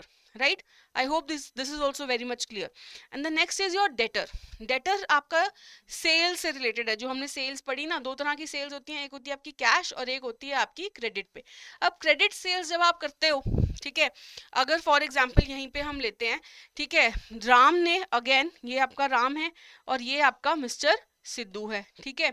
अब राम ने ना कुछ गुड्स परचेज किया अगेन फ्रॉम मिस्टर सिद्धू, और पैसे अभी नहीं पे करे, ठीक है. तो मिस्टर सिद्धू के लिए जो राम है वो एक डेटर है, ठीक है. पिछले वाले में मैंने क्या कहा था कि इस केस में mister Sidhu is a creditor for Ram. Mister Sidhu is a creditor for Ram, ठीक है. और इस केस में मैं क्या कह रही हूं, इस केस में मैं कह रही हूं कि राम इज अ डेटर, ठीक है, फॉर हुम, फॉर मिस्टर सिद्धू. क्यों? क्योंकि मिस्टर सिद्धू ने कल को इससे पैसे लेने हैं, ठीक है. कि ये क्या बन गया, इसका एसेट बन गया कि कल को ना मिस्टर सिद्धू ने इससे पैसे लेने, तो ये एक एसेट है, कल को पैसे मिलेंगे, कल को फ्यूचर बेनिफिट मिलेगा. सो हेंस ये कब होता है, जब क्रेडिट सेल होती है. सो इस केस में मैं कहूंगी कि मिस्टर सिद्धू ने ना सेल करी थी, मिस्टर सिद्धू ने सेल की थी राम को, और राम ने भी पैसे नहीं दिए. So hence Ram becomes a debtor for mister Sidhu. ठीक है जी. I hope this is also very much clear. So debtors are whom? They are the people who owe to an enterprise, who owe us money. ठीक है, मैं एक enterprise हूँ, who owe us money, right. I hope these all basic terms are very much clear to you. Now with this we have understood the basic concept, now the basic understanding of the terms, and let us now move to the accounting principles which are very again much important for you. तो हम बहुत सारी accounting principles हैं, कुछ 14-15 हैं, वो सारी हम पढ़ेंगे, और क्यों पढ़ेंगे हम ये भी आपको बताते हैं, ठीक है. सो accounting principles basically क्या होता है, देखिए अकाउंटिंग प्रिंसिपल्स का अदर कुछ नाम है, जैसे कि अकाउंटिंग कंसेप्ट्स, कन्वेंशंस, पोस्टुलेट्स, ठीक है. मोस्टली जो हम यूज़ करेंगे ना, या तो हम कंसेप्ट वर्ड यूज़ करेंगे या फिर हम प्रिंसिपल वर्ड यूज़ करेंगे. बट अगर आपको पेपर में आ जाए कन्वेंशन, पोस्टुलेट्स, तो आपने घबराना नहीं है, ये भी इसके नाम है. अकाउंटिंग प्रिंसिपल्स बेसिकली होता क्या है, ये होते हैं बेसिक कुछ रूल्स हैं जिसपे सारा हमारा जो अकाउंट्स है ना, वो उसका बेस है. अकाउंट्स के कुछ बेस हैं, जो वो बेस रूल्स हैं जो हर कंपनी फॉलो करती है. अब याद रखेंगे ये कुछ मैंडेटरी नहीं है, ऐसा नहीं है कि ये जो रूल्स हैं ये ऐसे के ऐसे ही फॉलो करने बहुत ज़रूरी हैं, ठीक है.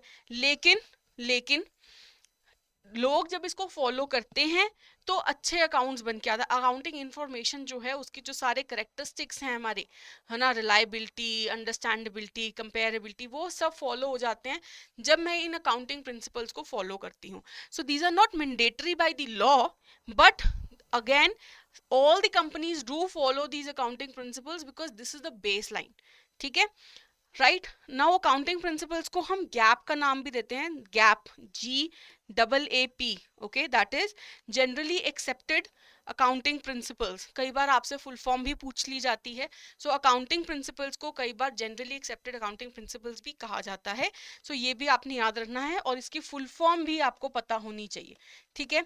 अब अकाउंटिंग प्रिंसिपल्स हम क्यों कर रहे हैं, क्योंकि ये हमारा बेस है, तो ये भी आपने याद रखना है, the reason why we are doing the accounting principles and what is its importance, because that is the base. अगर ऐसे कोई दो लोग हैं, ठीक है, एक है अगेन राम और एक है मिस्टर सिद्धू, ठीक है, ये दोनों ही अपने अकाउंटिंग स्टेटमेंट्स बना रहे हैं, ये कुछ और अपनी मस्ती में कुछ और तरीके से बना रहा है एंड मिस्टर सिद्धू कुछ और तरीके से बना रहा है, राइट. सो इन अगर ये दोनों ही अकाउंटिंग प्रिंसिपल्स को यूज नहीं कर रहे हैं, और अगर मुझे कल को इनको कंपेयर करना पड़ गया इनकी फाइनेंशियल स्टेटमेंट्स को, या ये दोनों आपस में कंपेयर करना चाहते हैं, अच्छा तू ज्यादा कमा रहा है कि मैं, तो वो कभी नहीं कर पाएंगे. क्यों? क्योंकि कंपेरेबिलिटी हो ही नहीं पाएगी, ठीक है. उसका जो अकाउंटिंग इन्फॉर्मेशन का जो मेन आप कह लो कि फीचर है, वो उसका कंप्लीट ही नहीं हो पाएगा. So hence accounting principles base line है, ये सब सब अकाउंटेंट्स फॉलो करते हैं, ठीक है. नाउ ये भी याद रखना है आपने, जब हम गैप की बारे में बात कर रहे हैं, ये प्रिंसिपल्स हैं, ठीक है. इसके अलावा ना कुछ अकाउंटिंग स्टैंडर्ड्स भी हैं जो हम लेटर पढ़ेंगे, ठीक है. अकाउंटिंग स्टैंडर्ड्स क्या हैं? These are mandatory to be followed by the law. And ये कौन बनाता है? ये बनाता है आपका ICAI, that is Institute of Chartered Accountants of India, ठीक है, दोनों में डिफरेंस क्या है? Accounting principles these are not mandatory by the law, but accounting standards जो हैं these are mandatory to be followed. अब बेसिकली क्या होता है कि जब ICAI एक अकाउंटिंग स्टैंडर्ड बना दिया, फॉर एग्जांपल उसने अकाउंटिंग स्टैंडर्ड बनाया है, I this is 10 accounting standard 10 PPE, that is property plant and equipment. ठीक है, अब प्रॉपर्टी प्लांट एंड इक्विपमेंट में ना वो एक प्रिंसिपल को भी फॉलो करते हैं, that is the cost principle. ठीक है, अब कॉस्ट प्रिंसिपल क्या है? वो इसका पार्ट है। ठीक है, लेकिन उस अकाउंटिंग स्टैंडर्ड ने इसको फॉलो कर लिया, तो इसका मतलब for this AS10 the cost principle becomes the mandatory principle to be followed for every company. ठीक है, तो ये प्रिंसिपल्स एक्चुअली तो मैंडेटरी नहीं है, लेकिन जब कोई अकाउंटिंग स्टैंडर्ड उसको अपना लेता है, अडॉप्ट कर लेता है और कहता है कि अब तो आपको ये यूज करना ही पड़ेगा, तो जो कंपनी AS10 को यूज कर रही है उसको ये कॉस्ट प्रिंसिपल भी वैसे ही यूज करना पड़ेगा, right? So in this we'll be only discussing about gap. Okay, today we'll be only discussing about the gap, and later in the course, okay, we will be going further and we'll be understanding about the accounting standards as well. ठीक है, चलिए let us move to the all the accounting principles. Now these are various names, I don't want to repeat these names, you can just go through them, but don't panic, these are very very easy, these are somewhere around 14 to 15 principles, but these are not difficult at all. ठीक है, we'll be understanding this one by one, ठीक है, today in detail. और अगर आपको कोई doubt आया तो ऑफ कोर्स आप कमेंट सेक्शन में जरूर लिख सकते हैं। ठीक है, तो स्टार्ट करेंगे with the very first, that is your entity concept. तो अगर मैं एंटिटी कंसेप्ट की बात करूं, सो what does that actually state? It states that the business enterprise is a separate legal identity from its owner. जैसे कि मैं बात करूं रिलायंस की, और उनका ओनर कौन है? ठीक है, ओनर है उनके अंबानी जी। ठीक है, तो अंबानी जी और रिलायंस दोनों ही डिफरेंट डिफरेंट एंटिटीज हैं। इसको मैं ऐसे भी कह सकती हूँ कि जो ये मेरी रिलायंस कंपनी है ना, बनाई गई है by Ambani ji, this is basically an artificial person. ठीक है, दैट मीन्स इसके पास एक अपनी आइडेंटिटी है और अंबानी जी की तो अपनी आइडेंटिटी है ही। ठीक है, सो बेसिकली एंटिटी कंसेप्ट कहता है कि दोनों ही दोनों अलग अलग हैं। फॉर एग्जाम्पल रिलायंस से कोई गलती हो गई है, फॉर एग्जाम्पल उसने कुछ गुड्स मैन्युफैक्चर किए थे और सही नहीं निकले, तो आप केस किस पे करोगे? क्या आप अंबानी जी पे जाके केस करेंगे? नहीं, आप रिलायंस पे केस करेंगे। ऑफ कोर्स लड़ेंगे वो, पर जो केस होगा वो किसके नाम से होगा? रिलायंस के नाम से होगा। ठीक है, इसको और थोड़ा सा और बेटर अंडरस्टैंड करते हैं with the help of one case. जैसे कि एक पर्सन है, let us say one person brings in some money as capital, who will be that person? Who will be that person? The owner. The owner will bring some money as capital into his business, so this will be treated as a liability. That means अगर अंबानी जी ने कुछ पैसा invest किया रिलायंस में, है ना, हमने देखा था ना, कैश गोल्ड कुछ भी इन्वेस्ट करा हो, अपने कोई व्हीकल इन्वेस्ट करा है, तो वो हम कहते हैं कि कैपिटल है बिजनेस का।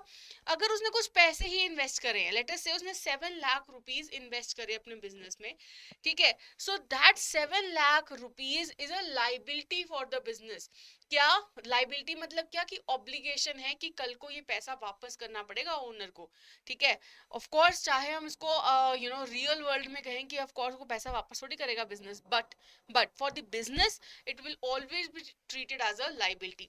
सो जब हम बैलेंस शीट बनाते हैं ना अपनी, ठीक है, ऑल्दो अभी आप सीखेंगे कि बैलेंस शीट कैसे बनाते हैं कैसे नहीं, पर उसके मेन दो हेड्स होते हैं, एक होता है आपका लाइबिलिटी और एक होता है आपका एसेट्स। ठीक है, so on the liability side ना you will write the capital that is introduced by the owner, 7 lakh rupees। ठीक है, तो mixture x started business investing 7 lakh, तो ये क्या हो गया? कैपिटल हो गया, मैंने लिख दिया यहाँ पे capital 7 lakh rupees, with which he purchased what? Machinery 5 lakh and maintain the balance in hand.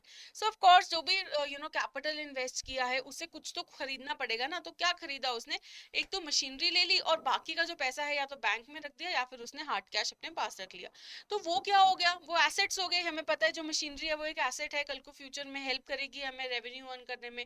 Even cash की जब मैं बात करती हूँ तो वो भी तो मेरा एसेट ही है, बिकॉज मैं उसको यूज कर सकती हूँ बार बार for any purposes. So hence asset side पे मैं लिख दूंगी 2 लाख एंड 5 लाख। ठीक है जी, so this is basically the entity concept. इधर आपको बैलेंस शीट समझने की जरूरत नहीं है, ऑल्दो सिर्फ इतना समझो कि ये जो कैपिटल इंट्रोड्यूस किया वो एसेट नहीं है बिजनेस का, वो क्या है? लाइबिलिटी है। क्यों? क्योंकि बिजनेस सोचता है कि मुझे अपने ओनर को पैसे वापस करने हैं at some given point in time.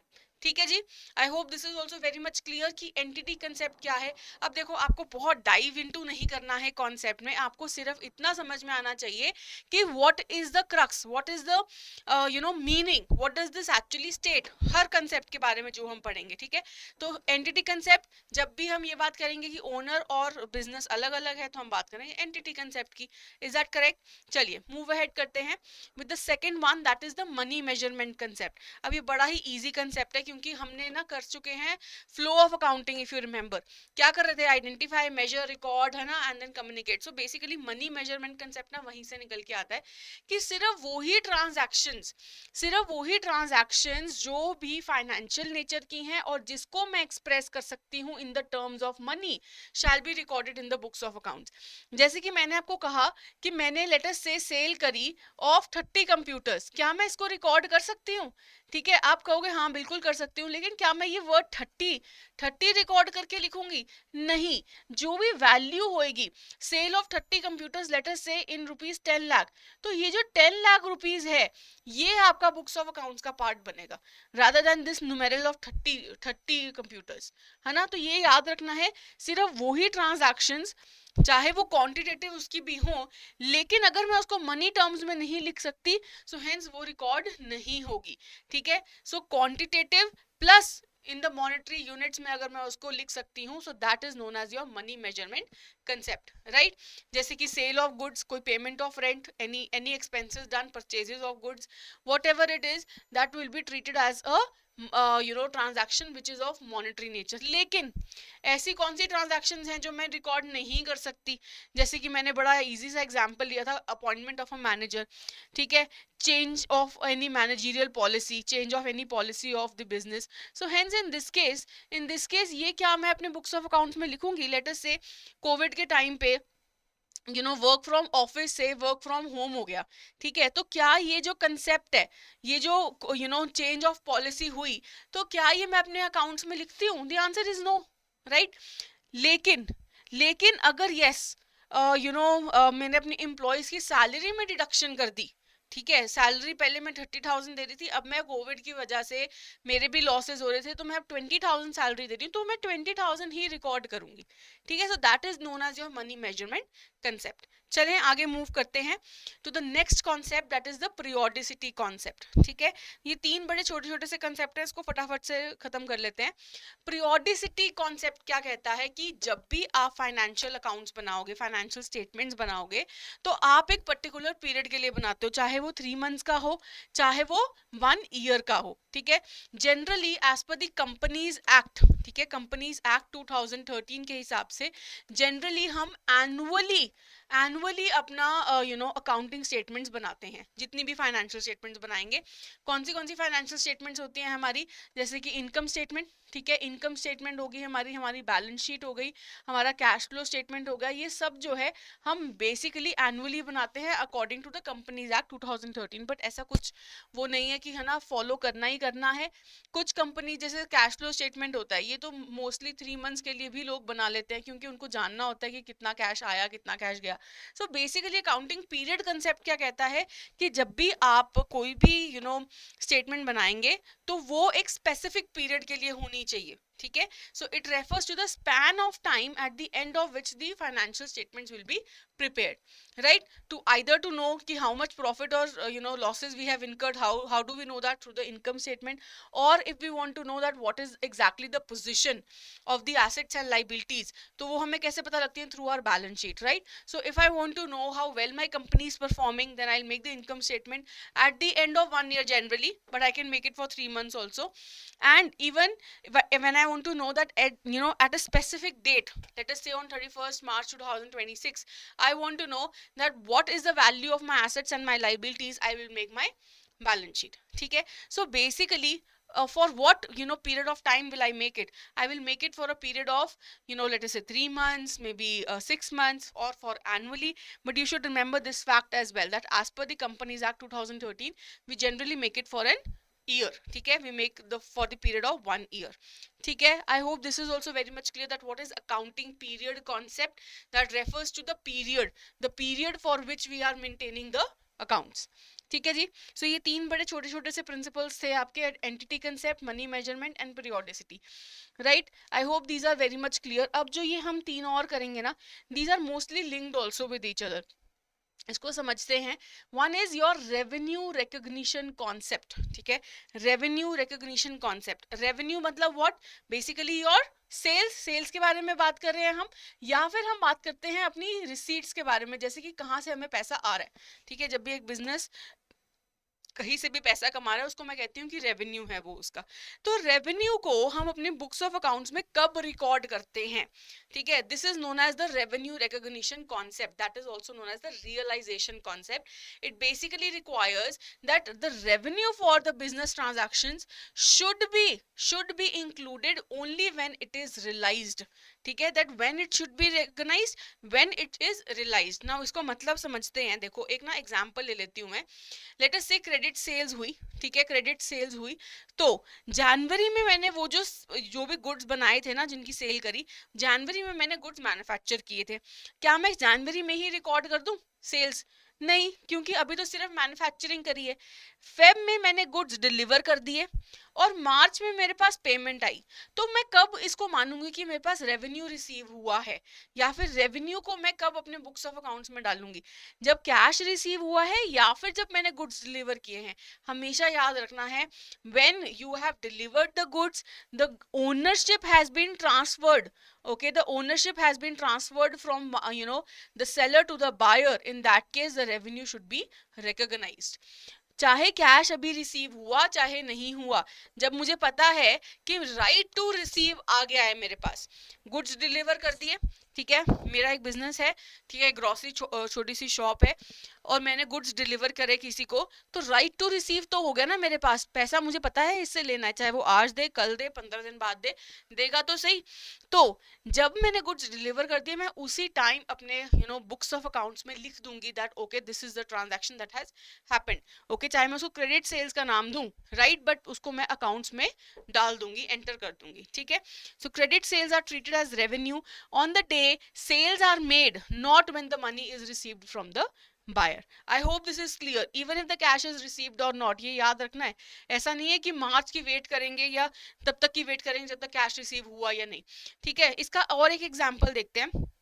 Late us से आपने एक बिल्डिंग है जो रेंट पे दे दी है, ठीक है। रेंट पे जब आपने बिल्डिंग दी तो आपको रेंट रिसीव होना है।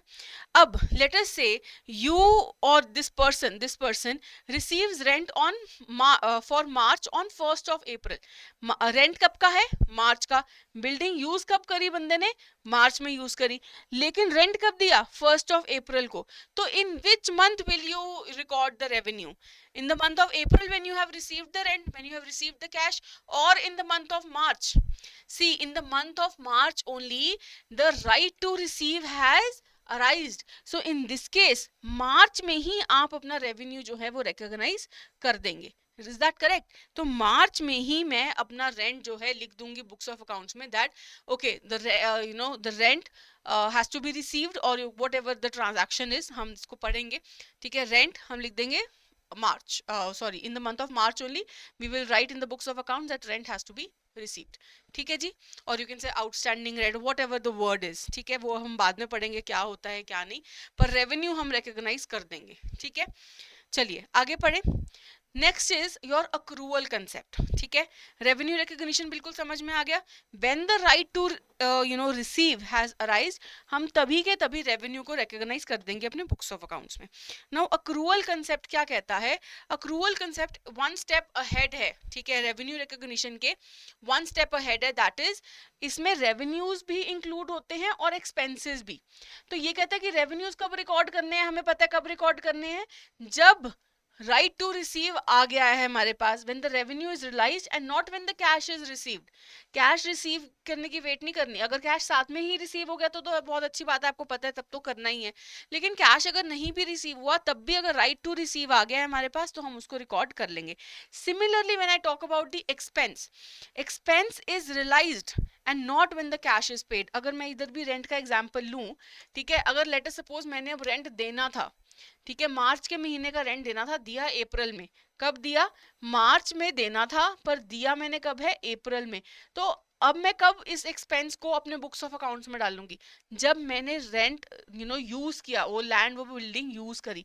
कब यूज करी है? मार्च में ही। और मार्च में ही मुझे देना चाहिए था, मेरी गलती है, मैंने अप्रैल में दिया। अप्रैल में जाके रिकॉर्ड नहीं करूंगी, मार्च में ही रिकॉर्ड कर दूंगी that the rent has to be paid. Okay, इसको मैं बोलूंगी आउटस्टैंडिंग रेंट बेसिकली। ठीक है, राइट। सो रेवेन्यू रिकॉग्निशन तो सिर्फ रेवेन्यूज पे था, अक्रूवल दोनों पे ही लागू होता है, रेवेन्यूज पे भी और एक्सपेंसेस पे भी। ठीक है, और ये भी हम याद रखेंगे कि जो अक्रूवल कंसेप्ट है, that is when it has occurred, when the revenue has occurred और when the expense has occurred, हम तभी उसको रिकॉर्ड कर देंगे, not when the cash is received. अब ये देखो, हम ये भी समझेंगे कि जो अक्रूवल कंसेप्ट है ना, it works in sync with the periodicity concept. What is that? What is that? Periodicity concept क्या कहता है कि you make the income statement और you make the balance sheet for a specific period. ठीक है, एक साल के लिए बना रहे हो, for example for 1 year later suppose, तो आप क्या पीरियड क्या हो गया? 1 ईयर। सो पीरियोडिसिटी कॉन्सेप्ट कहता है कि आप 1 ईयर के लिए अपना इनकम स्टेटमेंट बना रहे हो। अब अक्रूवल कंसेप्ट क्या कहता है कि रेंट आपने मार्च में पे किया। ठीक है, लेटर से मैं इनकम स्टेटमेंट जो बना रही हूँ ना, वो मैं बना रही हूँ 1 April of any year to 31 March. ठीक है, टू 31 मार्च। अब मैंने क्या किया, 31 मार्च लेटर से 2026 कर देती हूँ इसको, और यहाँ पे मैं 2025 ले लेती हूँ। ठीक है, 1 अप्रैल 2025 टू 31 मार्च 2026। अब मार्च में रेंट मुझे पे करना था, मार्च 2026 में। पे कब किया मैंने? अप्रैल 2026 में। अब क्या मैं इसको नेक्स्ट फाइनेंशियल स्टेटमेंट में लेके जाऊं? क्या मैं, क्योंकि मैंने पे तो बाद में किया है, तो क्या मैं इसको नेक्स्ट फाइनेंशियल स्टेटमेंट में अपना एक्सपेंस दिखाऊं? नहीं, गलत। एक्सपेंस कब इनकर किया? मार्च में किया है। तो ये जो रेंट आपने पे करना था, वो आपके इसी इनकम स्टेटमेंट में आएगा, इसी पीरियड में आएगा। So it has to work in sync with the periodicity concept also. You can not take the expense to the next financial year. So this is why it says that accrual concept works in sync with the periodicity concept also. ठीक है जी, I hope this is also clear. चलो let us move ahead with the next one, that is the matching concept. ठीक है, as I told you, ये तीनों ना बड़े लिंक्ड हैं आपस में। तो नेक्स्ट है आपका मैचिंग कंसेप्ट। मैचिंग कंसेप्ट क्या कहता है कि आपको जो अपने रेवेन्यूज हैं और एक्सपेंसेस हैं, उनको मैच करना है। अब इसका आसान सा मतलब समझते हैं। ठीक है, ये जो सारी है, ये बुकिश सी लैंग्वेज लिखी है, इसको समझने से पहले मैं एक एग्जांपल समझाती हूँ आपको। लेट अस से आई हैव बॉट 10 टॉयज, ठीक है, एट ₹10 पर toy. So this is my purchases. So ये मैंने क्या किया, परचेजेस हैं, तो ये मेरे एक्सपेंसेस हो गए basically. I have bought how many toys? 10 toys at the rate of 10। So that means कितना खर्चा कर दिया मैंने? ₹100 का खर्चा कर दिया। लेकिन जब मैंने उनको बेचना था, तो मैं कितने टॉयज बेच पाई? सिर्फ 8 टॉयज। 8 टॉयज बेचे एट द रेट ऑफ ₹11। तो ये क्या हो गया? मेरा रेवेन्यू हो गया, राइट? रेवेन्यू हो गया, सेल्स और रेवेन्यू एक ही बात होगी। सो 8 इंटू 11, ₹88 में मैंने सामान बेच दिया। अब मैं क्या कहूंगी, जब मैं अपने रेवेन्यू में से एक्सपेंसेस माइनस कर देती हूँ, तो मुझे मेरा प्रॉफिट या लॉस समझ में आ जाता है। इस केस में रेवेन्यू मैंने कम कमाया, एक्सपेंसेस मैंने ज़्यादा कर दिए, तो क्या कहूँ कि मुझे लॉस हो गया ₹12 का। कैन आई से दिस? माई प्रॉफिट और my loss, you can say, is how much? ₹12 का। But this is wrong, this is wrong. Why? Matching concept क्या कहता है कि रेवेन्यू कितने टॉयज पे अर्न किया? 8 टॉयज पे, लेकिन एक्सपेंस तो आप 10 टॉयज पे दिखा रहे हो, तो ये गलत कर रहे हो। मैचिंग कंसेप्ट कहता है that you have to match your revenue with your expenses. ठीक है, सो अगर मुझे ये देखना है कि रेवेन्यू मैंने इतना अर्न किया, ₹88 का 8 टॉयज पे, तो मैंने परचेजेस कितने रुपए की करी थी ऑफ दीज 8 टॉयज? 8 इंटू 10, सिर्फ ₹80 की परचेजेस की थी। ठीक है, अगर मैं उन 2 टॉयज को छोड़ देती हूँ जो अभी तक मैंने बेचे ही नहीं, तो ये जो मैंने परचेजेस की थी, एक्सपेंस की थी, on how many toys? Only on the 8 toys that I have sold, उसका था ₹80। सो प्रॉफिट कितना हुआ? ₹8 is my profit. This is how you see. ठीक है, तो this is your matching concept. ठीक है, अब अगर मैं बात करूं, ये जो 2 टॉयज हैं, आप पूछोगे ये कहाँ जाएंगे, क्योंकि अक्रूवल कंसेप्ट में तो हमने पढ़ा था कि परचेजेस कर दिए, एक्सपेंसेस इनकर हो गया, so you have to record it. तो मैं कब मना कर रही हूँ? अभी भी हम रिकॉर्ड करेंगे इन 2 टॉयज को, लेकिन कैसे? देखो, अब मैं इसको एक्सपेंस नहीं ट्रीट करूंगी बेसिकली, अब मैं इसको ट्रीट करूंगी, अब ये मेरा जो मैंने 2 एक्स्ट्रा टॉयज खरीदे हुए थे, ये मेरे इन्वेंट्री में चले जाएंगे। है ना, ये मेरे इन्वेंट्री में चले जाएंगे, इस साल नहीं बिके तो कहाँ जाएंगे, इन्वेंट्री में, स्टोर में रख दूंगी, तो ये जो इन्वेंट्री है ये मेरी क्या होती है, दिस बिकम्स माय एसेट, तो ये मेरा स्टॉक में चला जाएगा, इसको मैं कॉस्ट इस साल में नहीं गिनूंगी और मैं इसको एसेट की तरह ट्रीट कर लूंगी इस साल में, क्योंकि फ्यूचर बेनिफिट मिलेगा, right. So this is the thing that you have to understand, the price of two toys which are not sold shall be considered as cost, you know, in the next period, shall not be considered as cost during this period and it will be treated as a cost in the next year। तो इस साल हम क्या करेंगे, इस साल हम इसको इन्वेंट्री में ट्रीट कर लेंगे एज एन एसेट, ठीक है जी। So what does matching concept says, it says that you have to match the revenues with your expenses, ठीक है, expenses incurred in an accounting period should be matched with the revenues, ठीक है। so it follows from this that the expenses incurred to earn these revenues must belong to the same accounting period। तो इस case में जब हम ये बात समझते हैं तो हम ये भी कहते हैं कि जो मैचिंग कॉन्सेप्ट है ये भी आपका पीरियोडिसिटी कॉन्सेप्ट के साथ ही वर्क करता है। क्यों, क्योंकि 8 टॉयज का रेवेन्यू अर्न किया मैंने इस साल में, इस पीरियड में, और तो मुझे इस पीरियड में सिर्फ जो एक्सपेंसेस शो करने हैं वो भी सिर्फ 8 टॉयज के ही शो करने हैं, राइट। सो इस केस में जो मैचिंग कॉन्सेप्ट है वो भी you know it works in sync with the periodicity concept. तो अक्रूवल भी पीरियोडिसिटी कॉन्सेप्ट के साथ मूव करता है, मैचिंग भी पीरियोडिसिटी कॉन्सेप्ट के साथ वर्क करता है, तो हम ये भी कह सकते हैं कि जो मैचिंग और अक्रूवल है वो भी एक साथ ही in sync you know move करता है, ठीक है जी। सो ज्यादा डिटेल में ना जाते हुए सिर्फ आपको कॉन्सेप्ट अगर समझ में आ गया है then you are good to go, ठीक है। चलिए let us move ahead with the next principle that is your going concern concept. मुझे लगता है कि अगर ये 6 प्रिंसिपल्स आपको समझ में आ गए हैं, these are the main ones, जो फर्स्ट 6 हैं, ठीक है, इसमें आगे भी हैं बट ये पहले 6 अगर आपको समझ में आ गया तो आगे आपको बहुत ईजी लगेंगे, ठीक है। गोइंग कंसर्न कंसेप्ट क्या कहता है कि बिजनेस जब हम स्टार्ट करते हैं, अगेन मैं अंबानी जी का एग्जाम्पल लेती हूँ, रिलायंस उन्होंने स्टार्ट किया, तो वो कहते हैं कि यार बिजनेस जो है मैं अभी स्टार्ट किया तो मैं आगे चलाता जाऊंगा, आगे मेरे बच्चे भी, उनके आगे बच्चे भी, वो बिजनेस कंटिन्यू करते रहेंगे। तो when ever I start a business, I start with the intention that the business will go on and on and on, it will carry out it's operations indefinitely, that is for a very very long period of time, ठीक है। और मैंने ये सोचता भी नहीं हूं कि कभी ये लिक्विडेट हो जाएगा, दैट मीन शट डाउन हो जाएगा, ठीक है। अब गोइंग कंसर्न कंसेप्ट हमें समझ तो आ गया, जो मेन इसका कॉन्सेप्ट है, अगर आपको क्वेश्चन कोई पूछ लेगा तो I am 100% sure you will be able to answer, ठीक है। लेकिन इसके साथ आप यू नो एक एग्जांपल की तरह समझो, suppose we have purchased a computer for 50,000 and it will be used for the next 5 years. देखो अगर मैं गोइंग कंसर्न को अज्यूम ना करूं, ठीक है, ना करूं, सो इन दैट केस मैं क्या करूंगी, इस 50,000 को एक ही साथ में एक्सपेंस ट्रीट कर लूंगी, एक ही साल में, ठीक है। 50,000 का मैंने एक्सपेंस किया, इसी साल में किया है, तो मैं इसको इसी साल में एक्सपेंस ट्रीट कर लूंगी। लेकिन क्योंकि मुझे गोइंग कंसर्न का कंसेप्ट भी मानना है, तो उस केस में मैं कहूंगी कि जो कंप्यूटर है मैं 5 साल के लिए यूज करूंगी, तो एक्सपेंस एक ही साल में क्यों डाल दूं, तो मैं स्प्लिट कर देती हूँ ना अपना expense. So I am going to generate the revenue using this computer for the next 5 years, so hence I will be charging how much, I will be splitting this 50,000 expense into 5 years, so 50,000 divided by 5 will be 10,000 rupees every year I will be treating it as an expense। so in the financial statements every time there will be a column of expense, I will treat 10,000 rupees, okay, rather than treating this as 50,000 in one single go, okay, I will be charging 10,000 each year, ठीक है। so this is your going concern concept। I hope this is easy, I hope you have understood this now। why? Basically because I know my business will continue and even my computer has a useful life of 5 years, so why should I just treat this as an expense in 1 year only, I can split this, ठीक है।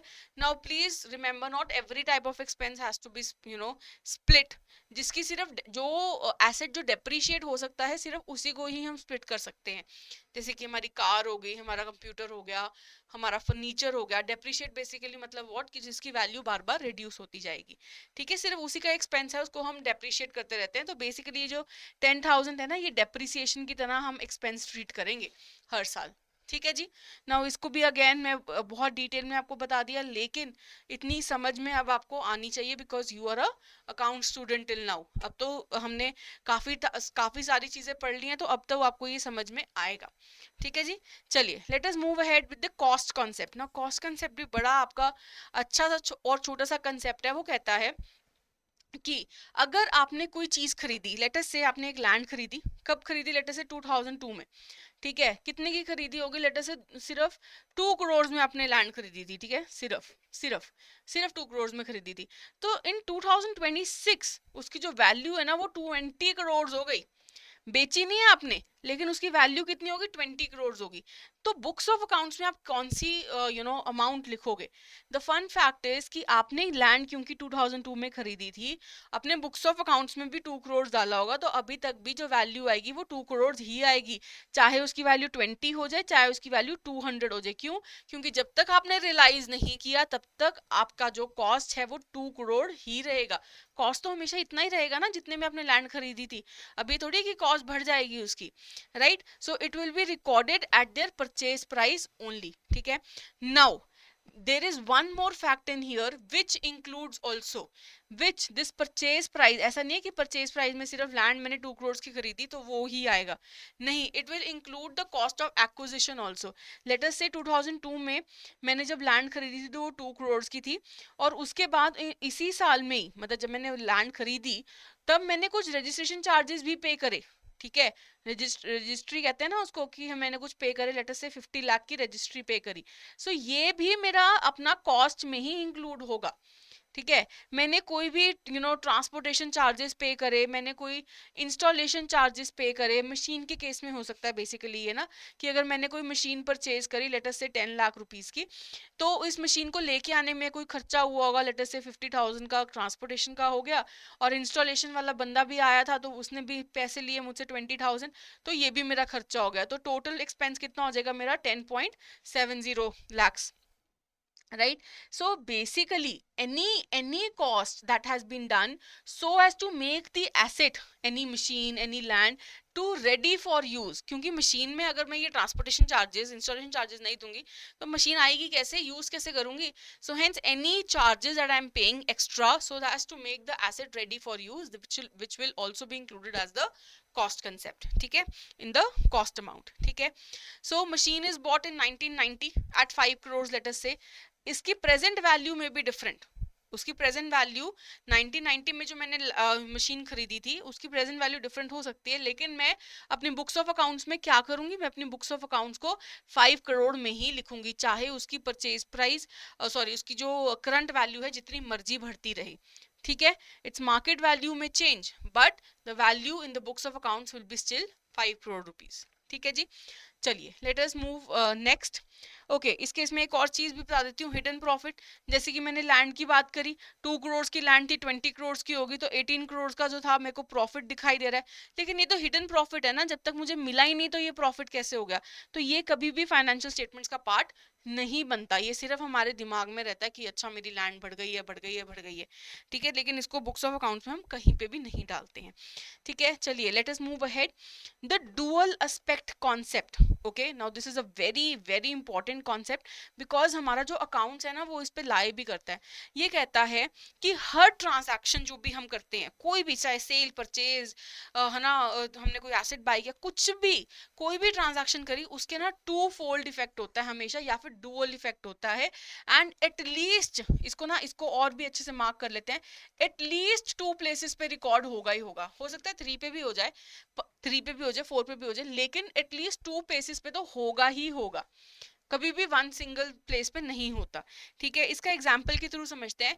Mister X ने start किया business by investing 7 lakh rupees, और उसी को cash की तरह भी रख लिया।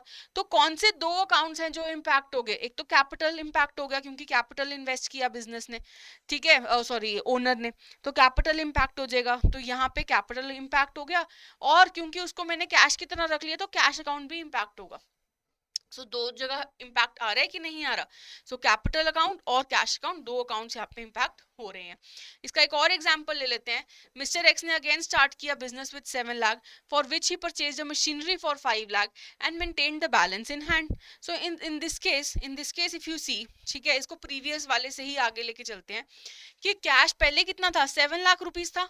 अब कितना हो गया, कैश सिर्फ 2 लाख हो गया. तो मतलब एक तो ये अकाउंट इंपैक्ट हो गया, ये कम हो गया, और एक नया अकाउंट भी निकल के आ गया, दैट इज मशीनरी अकाउंट, क्योंकि मैंने मशीनरी बाय कर ली. So which two accounts are impacted in this case? One is cash, it is going down. So cash account हो गया और एक मशीनरी अकाउंट भी आपका इंपैक्ट हो गया. Right, is this also fine? तो क्या देखा मैंने कि कैश अकाउंट नीचे चला गया तो मशीनरी अकाउंट ऊपर भी चला गया, तो दोनों अकाउंट आपके इंपैक्ट हो गए. राइट, चलिए मूव अहेड करते हैं with one more example. Let us say mister X again started business with 7 lakh for which he purchase machinery for 5 lakh, maintain the balance in hand. This is the same thing. Then he again took a loan of 2 lakh and bought a truck. इसका मतलब ये जो truck था ये 2 लाख रुपए का आया होगा, तभी तो उसने लोन लिया 2 लाख रुपीज का and bought a truck. So hence in this case you tell me, previous example से ही आगे मूव फॉरवर्ड करना है, ठीक है. तो which two accounts are getting impacted here? Cash account impact हुआ, पहले भी तो 2 लाख था, प्रीवियस उसमें भी 2 लाख था ना इधर, और अभी भी 2 लाख रुपीज ही है. सो हेंस ये तो इंपैक्ट नहीं हो रहा. मशीनरी अकाउंट इंपैक्ट हो रहा है, नहीं हो रहा. राइट, कैपिटल इंपैक्ट हो रहा है, नहीं हो रहा. लेकिन लोन अकाउंट, नया अकाउंट आ गया, नया बनाना पड़ा क्योंकि लोन लिया 2 लाख रुपीज का, और साथ में एक ट्रक अकाउंट था जो इंपैक्ट हो गया. सो कौन से दो अकाउंट्स इंपैक्ट हो गए? लोन अकाउंट और ट्रक अकाउंट. ठीक है जी. सो देखो हर हर ट्रांजैक्शन का डुअल इफेक्ट आ रहा है कि नहीं आ रहा. Right, so this is known as your dual aspect concept. ठीक है, बहुत ही इजी है. अगेन सिर्फ आपने आपको लॉजिक समझ में आना चाहिए कि हर कंसेप्ट कहता क्या है, and if you are understanding this it is a best case.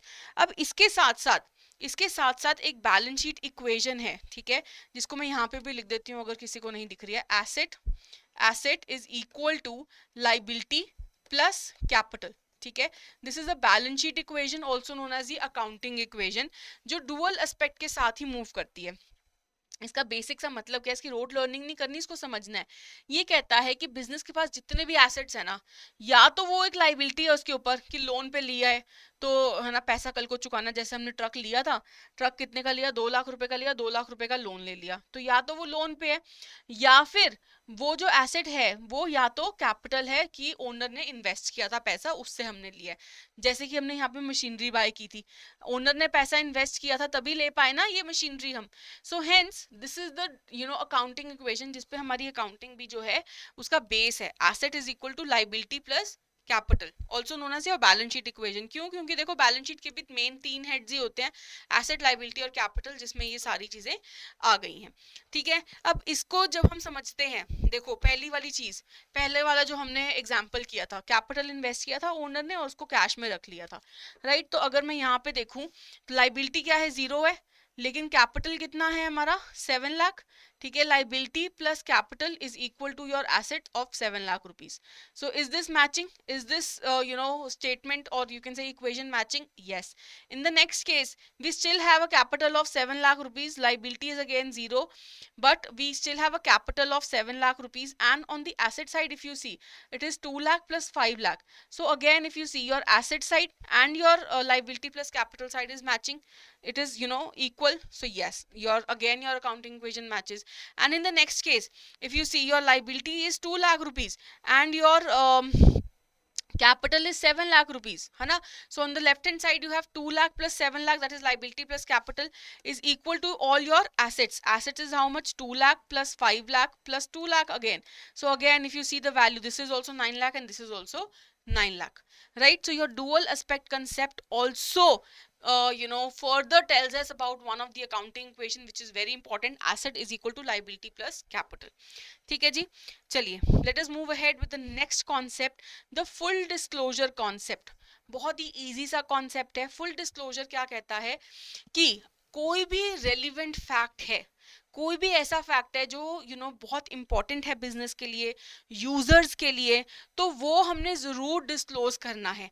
अब ऐसा भी कोई फैक्ट हो सकता है जो क्वालिटेटिव है नेचर में, जैसे कि मैंने आपसे बात की थी कि आपने ना डेप्रिसिएशन का मेथड है, ठीक है, डेप्रिसिएशन का मेथड है कितने मेथड से, 1 2 और 3। लेट अस से आप वन मेथड को बहुत बहुत सालों से यूज कर रहे हो, अब आपने स्विच करना है और आपको लग रहा है कि सेकंड मेथड मेरे लिए अब ज्यादा बेटर रहेगा, तो आपने मेथड 2 चूज कर लिया।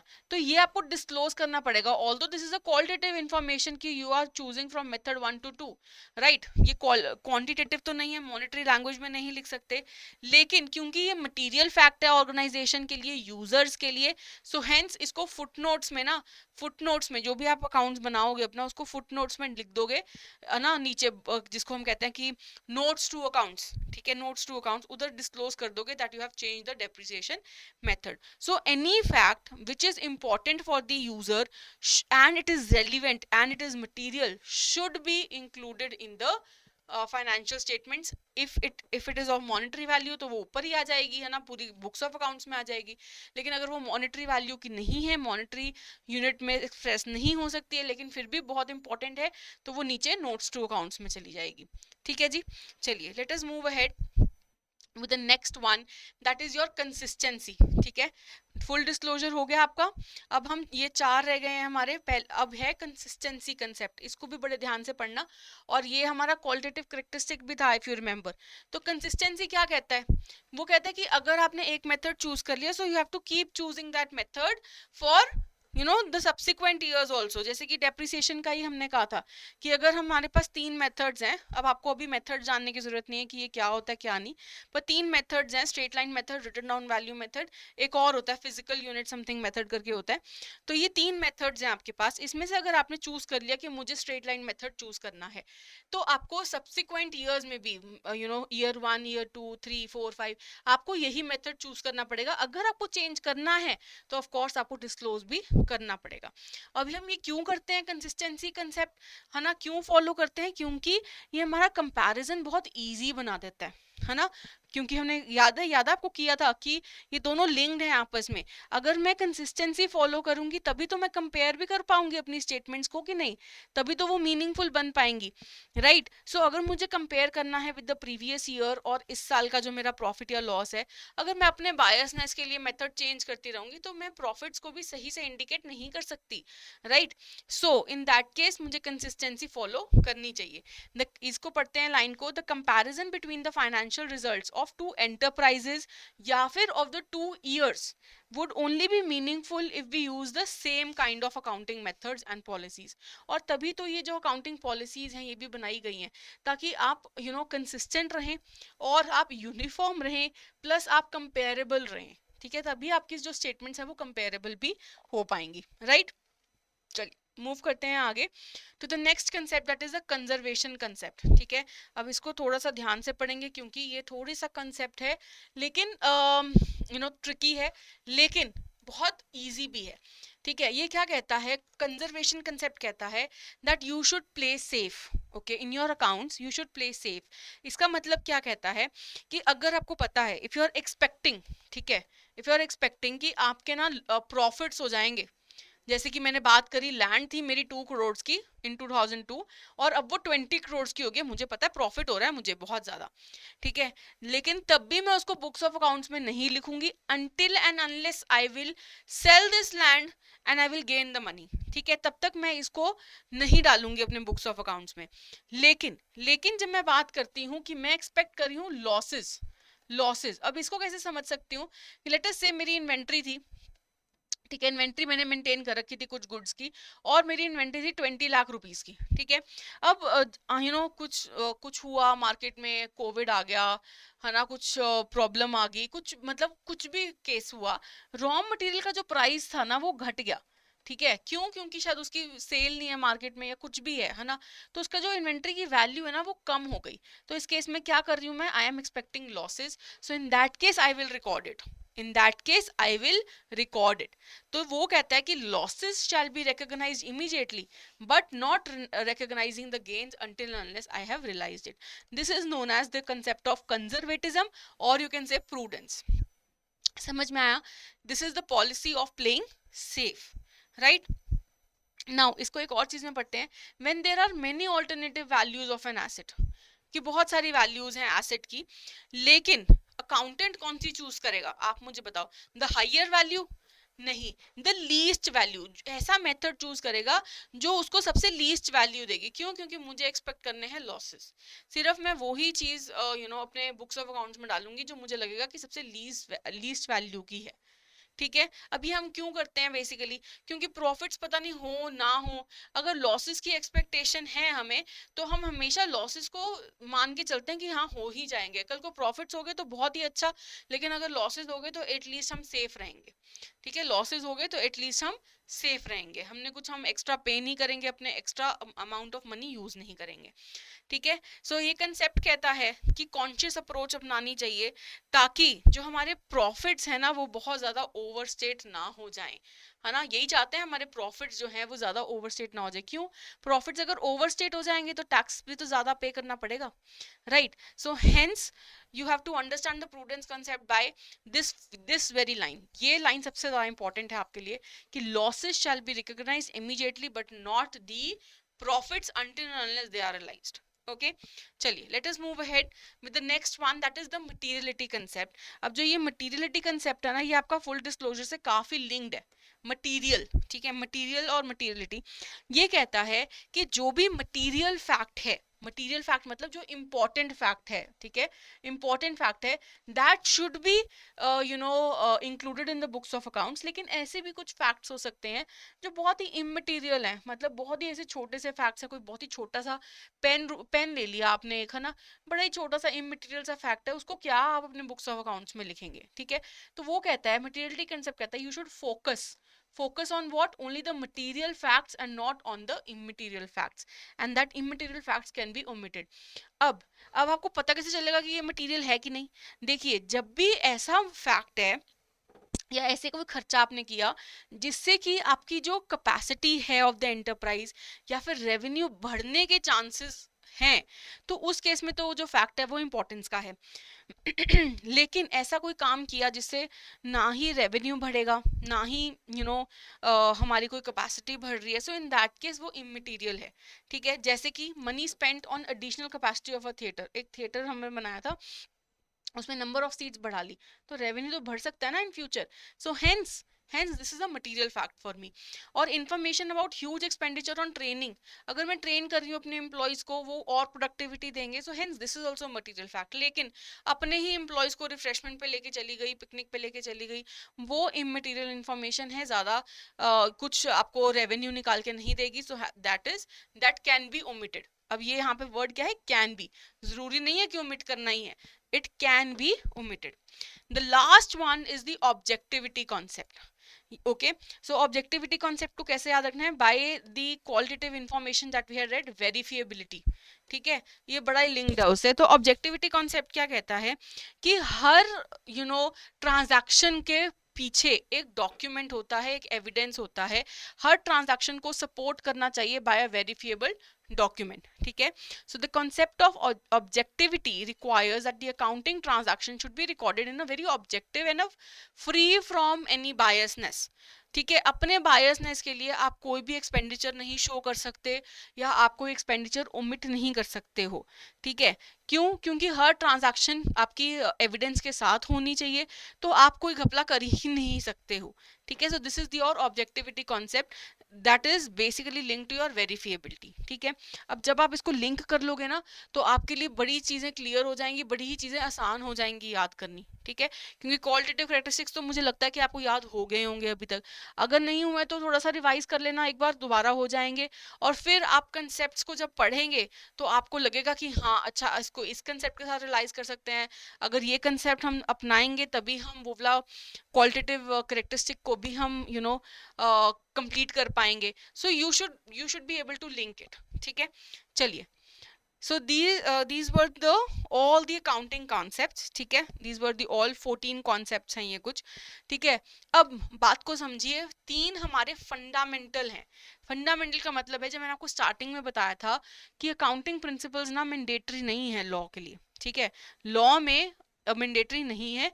आप सिर्फ इसको तभी अपनाते हैं बेसिकली क्योंकि आप चाहते हैं कि आपकी कंसिस्टेंसी रहे, कंपेरेबिलिटी रहे आपकी अकाउंटिंग स्टेटमेंट्स की। ऐसा नहीं है मैं अपनी इच्छा से बना रही हूँ, कोई अपनी इच्छा से बना रहा है, ठीक है, लेकिन मैंडेटरी नहीं है। अकाउंटिंग स्टैंडर्ड्स मैंडेटरी होते हैं, प्रिंसिपल्स नहीं। लेकिन प्रिंसिपल्स में ना 3 ऐसे प्रिंसिपल्स हैं जो फंडामेंटल हैं, दैट मीन्स हर ऑर्गेनाइजेशन इसको यूज करती है, which are always assume to be true, ठीक है। One is going concern. Going concern क्या कहता है, that the business will go on and on and on for ever, है ना। तो हम तो यही चाहते हैं हमारा बिजनेस जब भी हम स्टार्ट करें कि हम सेम मतलब हमारा बिजनेस चलता रहे। सेकंड है कंसिस्टेंसी, कि आप अगर एक मेथड को फॉलो कर रहे हो तो you have to keep using that method, ठीक है। तो दैट इज कंसिस्टेंसी, ये भी एक फंडामेंटल है और ये भी सारी कंपनीज को अपनाना जरूरी है। And the next is accrual. Accrual concept क्या कहता है, for the revenues and for the expenses, की अगर revenue the right to receive the revenue has arisen, so in that case you will record it, and if the expense has been incurred then also you should be recording it, irrespective of the fact that if the cash is paid or not, or if the cash is received or not, राइट। So ये 3 आपके fundamental है। अब इसको चाहे आप rote learning कह लो, ठीक है, या कुछ भी कह लो, ये तीनों आपको याद होने चाहिए, बिकॉज इसके ऊपर क्वेश्चन आने के चांसेस हो सकते हैं। 100% ऐसा तो नहीं है कि 100% तो नहीं कह सकती, but yes fundamental accounting assumptions के ऊपर क्वेश्चन आया हुआ भी है शायद, if I am not wrong, and अगर आ जाए तो आपको याद होना चाहिए, ठीक है, हम एक्सपेक्ट कर सकते हैं, ठीक है। चलिए आगे मूव करते हैं। अब हमें ये पता है ये बात कि बाकी सब क्या है, बाकी सब बेसिकली गाइडलाइंस हैं ये, ठीक है, ये कोई लीगल बाइंडिंग में नहीं है, तो आप कुछ वेरिएशंस कर सकती हैं कंपनीज, ठीक है, लेकिन ये जो 3 है they are always assume to be true and they are adhered to, ठीक है, ये याद रखना है, ठीक है। ये हम समझ चुके हैं ऑल्दो कि सारे क्यों नहीं हम अज्यूम करते, बिकॉज ये लीगल बाइंडिंग में नहीं है, ठीक है, these are not mandatory by the law, लेकिन ये 3 जो हैं, that is going concern, consistency और अक्रूवल, ये हमेशा ही ट्रू रहते हैं और हमेशा ही हर कंपनी को मानने चाहिए, ठीक है जी। चलिए with this we have come to the end of your basic terms of accounting, ठीक है, जो भी हमने स्क्रैच से शुरू किया, meaning of accounting and your accounting principles. और अकाउंटिंग प्रिंसिपल्स के ऊपर काफ़ी बार क्वेश्चंस आए हैं और हमने सारे अकाउंटिंग प्रिंसिपल्स इसीलिए कवर कर लिए। इसमें से कुछ बहुत इंपॉर्टेंट वाले हैं, जैसे मैंने आपको बताया था जो पहले 6 थे, ठीक है, वो ज़्यादा इंपॉर्टेंट्स वाले थे, बट ऐसा नहीं है कि ये नहीं है, ठीक है, आपने सारे ही करके जाने हैं, आपने 14 के 14 प्रिंसिपल्स करके जाने हैं, और बेसिकली आप उसका बेस लाइन करके जाइए कि उसका कंसेप्ट क्या है। सिर्फ उतना भी करके जाएंगे तो आई एम लाइक 90% श्योर कि आप उसको अटेम्प्ट कर पाएंगे, ठीक है। Now if you want to contact us, ठीक है, तो आप कॉन्टैक्ट कर सकते हैं इस नंबर पे, और अगर आप हमारी वेबसाइट को विजिट करना चाहते हैं तो edutab.in हमारी वेबसाइट है, उस पर आप जाएंगे और आप हमें वहाँ पे हमारे कोर्सेज के बारे में देख सकते हैं, ठीक है। तो मैं आपको फटाफट से हमारे कोर्सेज के बारे में बता देती हूँ, ठीक है, डेफिनेटली, ठीक है, यहाँ पे मैं लिखूंगी edutab.in, ठीक है। edutab.in पे जब आप जाएंगे तो यहाँ पे आ जाएगा आपका कोर्सेज के अंदर आप यूपीएससी ईपीएफओ पे जाएंगे, ठीक है, तो यहाँ पे आपके सारे कोर्सेज आ जाएंगे।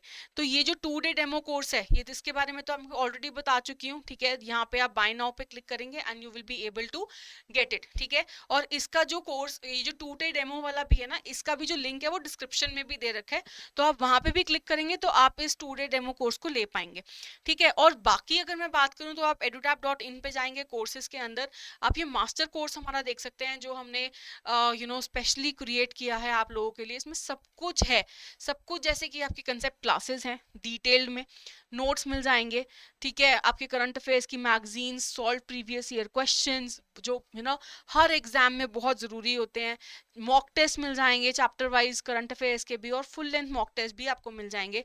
आप वैलिडिटी चूज कर सकते हैं, और आप अपना ये प्राइस देख रहे हैं, आप आज ही इसको परचेज करेंगे तो आपके लिए बेनिफिशियल होगा, ठीक है। और ये आपके कुछ स्पेशल सब्जेक्ट का कोर्स भी हमने लॉन्च किया है, ठीक है। अगर कुछ बच्चे सोचते हैं कि मुझे थोड़े ही सब्जेक्ट्स के लिए चाहिए है तो आप ये इसमें जा सकते हैं, ठीक है, और आप देख सकते हैं कि आपके कौन से सब्जेक्ट इसमें कवर्ड हैं, और अगर आपको लगता है कि मुझे ये ज़्यादा बेटर है तो आप ये वाला कोर्स भी बाय कर सकते हैं, ठीक है।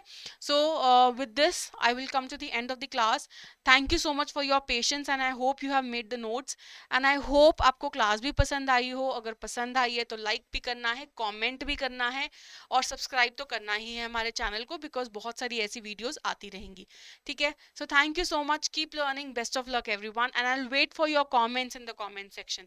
Thank you so much.